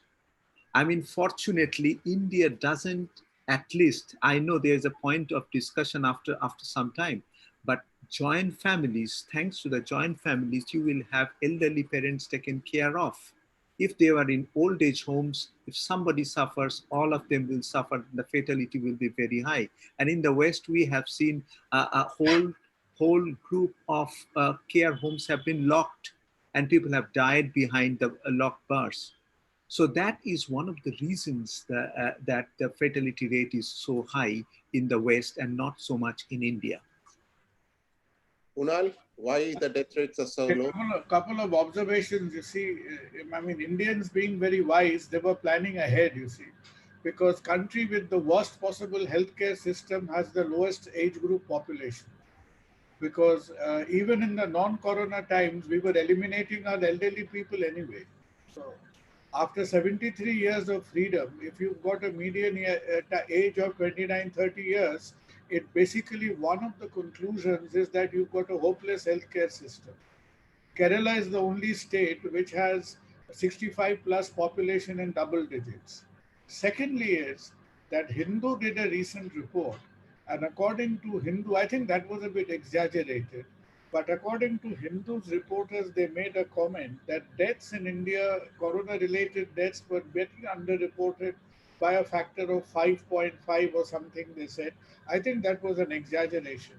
But even if you did, in terms of per million population, our fatality is 440 per million. So even if that was like 5 times higher, it would have not made a huge impact in the global scale. And if you look at death reporting in India in non-corona times, about 80% of deaths, they say, gets reported countrywide, and 25% of them in any way have a valid medical certificate. Right. So I think some of the data will emerge later on when we try to comply, when we try to countermatch that how many deaths were actually reported and how many death certificates were there, maybe. But even if you count for all those figures, I think the fact that we've had a hopeless healthcare system which counted for a young population and thereby in the corona times reduced our mortality. So you see, every bad work has a good purpose. Well, that's a conclusion which I'm sure the planners didn't have in mind. But whatever this is, this 1.91, and we are all the time harping this figure, and look, our death rate is so slow, so low. There could be valid reasons, but one of the things which is not, which Kunal has said, we are underreporting deaths. So that's another issue which is contentious. The WHO role, I'll just go over the slides very quickly because we are running out of time. The WHO role, the January 14 preliminary investigations conducted by the Chinese authorities found no clear evidence of human-to-human transmission of the novel coronavirus. The same day, the Wuhan Health Commission's public bulletin declared, we have not found proof of human-to-human transmission. And then Li Wenling was for spreading rumors. Now he's a martyr after he died at the age of 33 of the virus itself. And the executive director of the WHO's Health Emergencies Program said, there's an understandable confusion that occurs at the beginning of an epidemic. So we need to be careful, misunderstanding and misinformation. And together with that, then the WHO went on. The countries find reasons not to be transparent. It's difficult to know what we can do about it because the countries, all the WHO depends on data coming from its member countries. So one study found that China could have limited its own infections by up to 95% had the government acted in that early period where doctors raised the alarm and the Chinese Communist Party was denying the extent of the problem. The WHO at that time didn't do their job and they actually compounded the Chinese authorities with the misinformation for a few weeks, which was unforgivable. So the recommendation on masks, and really that was something which June 8th, only as late as June 8th, the World Health Organization changed its stand on wearing face masks during the pandemic. People over 60 and people with underlying medical conditions should wear a medical grade mask when they're in public and cannot socially distance, the WHO said. And the general public should wear a 3-layer fabric mask in those situations. And they updated their advice for medical workers, saying all of them should always wear a medical mask while in clinical areas, not just people working with COVID-19. And they had previously stated that there wasn't enough medical evidence to support members of the public wearing a mask until they were sick or around people with coronavirus. So all this the WHO did. And as Kunal said, the WHO's role in spreading the pandemic. More, as Kunal expressed, the lost early weeks that went on with the Chinese New Year. Millions of people traveled, millions of Wuhan people were misinformed, and then they traveled all over China and then all over the world. So a Chinese official confirmed publicly for the first time in January 20 that the virus could indeed spread among humans, January 20. And within days after that, they locked down Wuhan. But by then, it was too late. It took another week, January 27, for the WHO to declare the spread of the virus a global health emergency. And Tedros Adhanom Ghebreyesus, the WHO's Director General, visited China and praised the country's leadership as setting a new standard for outbreak response. Another month and a half went by before the WHO called the COVID a pandemic, at which point the virus had killed more than 4,000 people and infected 118,000 people across nearly every continent. The WHO's role in the pandemic, Kunal, I know you have the most thing to done. No, I think you really made a very good summary of the fact, and the WHO obviously has not covered itself in glory. It is wrong to be personal at this stage, but Tedros, when he was appointed the Director General or whatever of WHO, even that was under very contentious circumstances, because during Ebola, etc., there were 2 or 3 other instances in Ethiopia and in the larger African context, where Tedros was known as his critics as the expert of epidemic suppression. So I don't know whether intentionally or accidentally he displayed his skills on this occasion. But they definitely have a lot to answer for. They got themselves in a twist. And more importantly, Indrajitda, is that another part of this puzzle is Taiwan. Because Taiwan, being 130 kilometers from the mainland of China, Taiwan shut its borders to China in November, right? Because they obviously got to hear, they can hear footsteps from China. So they got to hear in late November that something funny was happening over there. Taiwan shut its border in November, and there were umpteen communications from Taiwan to WHO, which they completely ignored, and the rest is history. And Taiwan, for that matter, because they want to curry favor with the Chinese, Taiwan is not even considered to be a legitimate member of the World Health Organization. So I think, there will be a lot of dissection over there. There will be a lot of breastfeeding, and most probably who will not survive the pandemic in its current form. It is going to be melted down and recast. And God save them on 26th of November if Donald Trump gets re-elected. They're in for some music. Ditendra, whose role? Apart from what Kunalda has already told, one of the things I thought the worst sufferer of infodemic has been who himself. I mean, they have been arguing that one should not go for infodemic and they should not go into trash informations. But it was who that every new article that came up in Lancet and they would come up and give a statement next day morning. You cannot change your stance every day morning because of a new publication that has come up in a journal. That's not done. I mean, you should wait for robust evidence to come up and then consult your experts and come up with a statement. Statements in mass, statements with hydroxychloroquine, the way they change their stance every day based on the new information, at times to say in a lighter mood, they believe more on WhatsApp than on published article. Shawar, your views? I agree. Basically, WHO's responsible has a lot to be desired. Basically, it is the handling of the situation that landed us in this catastrophe. Yes, absolutely. I would agree with you. I think the panel agrees on this, whose role has not been admirable at all. Would we have done better? Could we have done better? Now, there were haphazard travel restrictions and double standards. The January 17th, the travel advisories for those going to China. January 31, 25 countries had COVID cases. They were not banned. March the 3rd, banning entry from Italy, Iran, South Korea, Japan. No ban on USA, which had 87. France had 212 cases, Spain 166. No ban on them.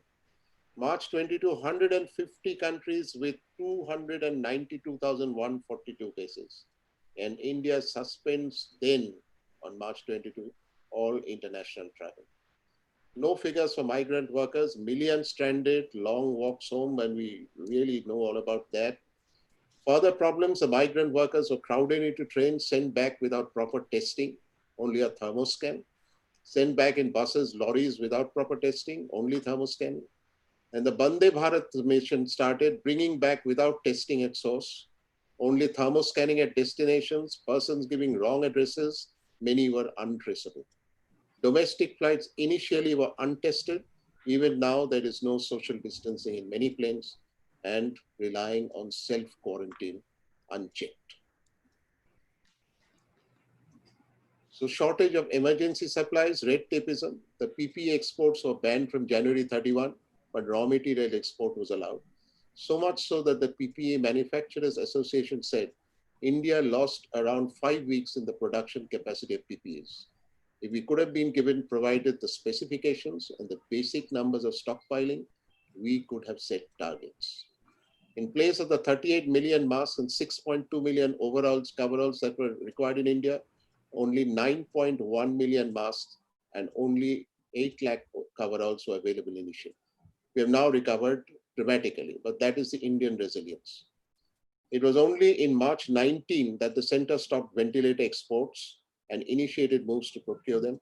Yet another week passed before the government banned the export of ventilator components and other respiratory apparatus. By then, India had reported a total of 519 COVID cases. And that's not all.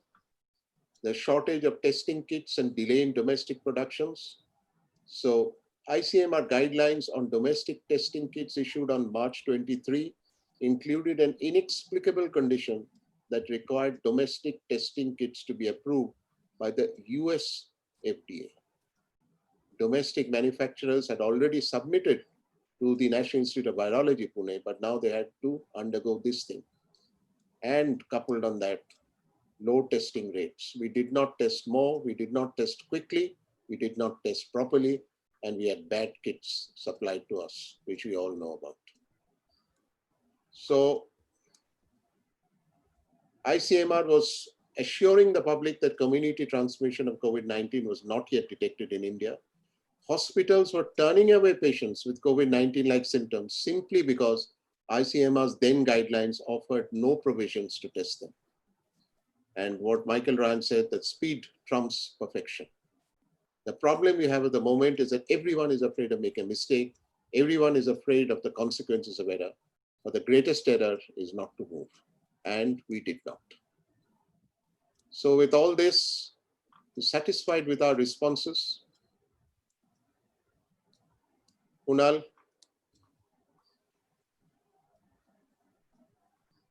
are you satisfied with our responses? Can you hear me?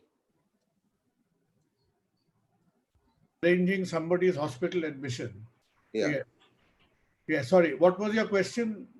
Are you satisfied with our response that we could? Well, I think there's no point crying over spilled milk, but perhaps we needed to be epidemiologically sharper.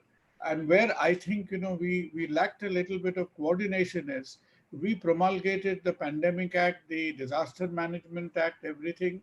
The first 2 months, it looked like it was a central government sort of a symphony orchestra led by the central government. And when I think after that, it looked as if that, things were not going according to script in terms of numbers. Somebody had some different expectations that we will come out of it in a very lukewarm kind of way. But I think that was an unrealistic expectation. That was not to be. And when the going was not good, suddenly it fragmented from being an ICMR or a central government-led operation to India suddenly became a very disjointed, sort of uncoordinated federal entity of 30 states. So for 30 states had 32 different versions of this mitigation policies. And honestly, it looked a bit comical and looked a bit sad at the end of the day. But given all that, Indrajita, I think the point in question remains that with our population density, perhaps if you look at the current numbers, then epidemiologists will tell us that it is so far it's not that bad going. Calcutta today has reported some 550 cases with 8 deaths. So I think some of it is perhaps true, if not all of it. So even if we can get by in this sort of lumpy, bumpy roller coaster, right? And another, just to, at the end of it, I think one thing hurt us, that unlike an Anthony Fauci or a Neil Ferguson, it was very painful that in an era when 15 out of 20 leading epidemiologists in the world were Indians, India did not identify its own core group of the epidemiological intelligentsia who led us in this campaign. We saw, all kind of ministers, we saw pediatricians, cardiologists, biomedical experts. But why were we so shy, and why were we so hesitant to display that this is the think tank, this is the commander-in-chief of our epidemiological unit? That escapes me. You go through any international conversation today, 15 out of 20 epidemiologists are Indians all over the world. So water everywhere, not a drop to drink, as far as we were concerned. But given the population density, even if we swim through these waters, perhaps it won't be that bad. Yes. Shamor, anything to add to that? No, thank you. Yes. So we'll quickly go on to we are entering the nearest of the thing. Sorry. The R factor has come about. The R factor refers to the effective reproduction number. The R factor signifies the average number of people that one infected person will pass the virus to, and you'll hear a lot more about the R factor. So keep the R factor below 1, infections will lessen. Lesser the number, the quicker the end. Initially, R0 is a new virus of no immunity. So China started off with 2.2 to 2.5, increased to 6 to 6.5. A flu has an R factor of 1.3, measles at 12 to 18, but vaccine is improving, as was present to control measles. We don't have a vaccine for this as yet. Lockdown has eased, the R jumps, so we get a second wave, and the R low, then we go to contact tracing location apps starting. I'll just give you some figures on this. The Tamil Nadu last week had an R factor 0.92. They've gone up to 1.03. Bengal had 1.14 last week. It's down to 1.06. And Kunal, your figures reflected in this R factor. It was 1.06 last week. It's 0.92 in Kolkata this week. Maharashtra 1.12 to 1.10 and Uttar Pradesh 1.27 to 1.06, all of which goes that we are going the right way in this as has happened. And final question, do you support the holding of the NEET and GE exams in this format? Kunal? Well, you know, I think you have mixed feelings, but if they could, I think holding these exams, I'm not really quite up to date with the timetable, but if the timetable is somewhere around November, then probably that's a possibility. It's in September. It's in September. September, I would hesitate. You know, I would hesitate in September. Shamor, your views? Yes, we are actually in the peaking phase, and it will peak in August, September, and then stay stationary in October. So by November, it should start abating. And so November, December is the ideal time to hold the exams. Right. Diptendra, I think, is not on. Diptendra, are you on? I can't see your picture. So,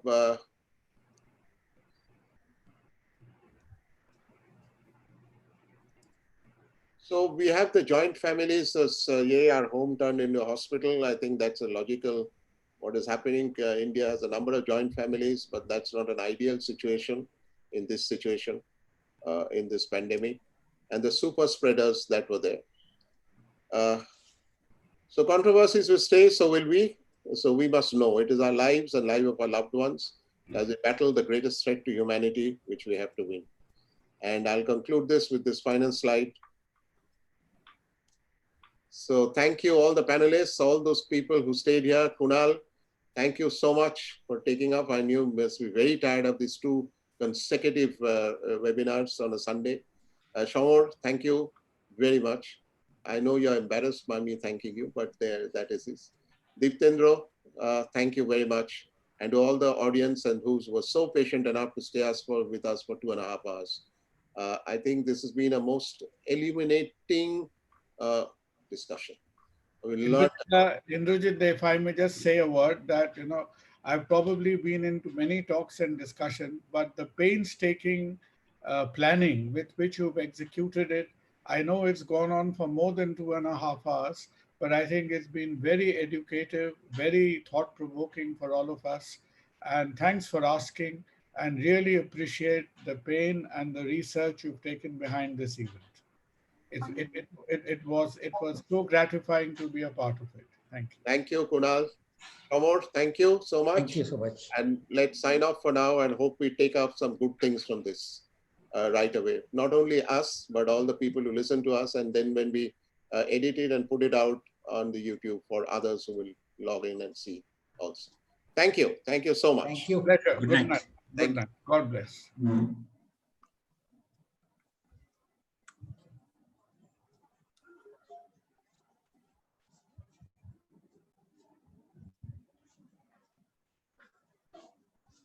Hey, Babu. Babu? Sorry, sir, I had a phone call from the hospital, very urgent from the director, need to go and attend it. So I missed the last part. No, the last part went in quite well. There was nothing really in, but it was great. Anyway, thank you. And thank you so much. Thank you very much, sir. And the pains that you took to come here and do this. I really enjoyed it. And more than that, enjoyed it. It got a lot of things we didn't know about and we enjoyed it. Thanks for your contribution. And I hope people take some good things away from it. And when we edit it and put it out again, I think it'll be there as a record for many others. Thank you. Can I put a word in, Indrajit? Yes, go ahead. It was a wonderful discussion, and I want to thank you about 3 things. First, to declare that women are always more intelligent than men. And number 2 is that the dead do not transmit the disease. And number 3 is that lockdown is useless. So, along your entire discussion, you have highlighted on these 3 points, and I want to particularly thank you for that. Thank you so much for this wonderful, wonderful discussion. Thank you so much. Thank you, Amnadi. Listeners like you really make it worthwhile, and I hope you have enjoyed it as much as we did giving it to you. Thank you for painstakingly arranging such a nice thing, Indrajit. I really appreciate your efforts. Thank you so much. Good night. Thank you. Thank you.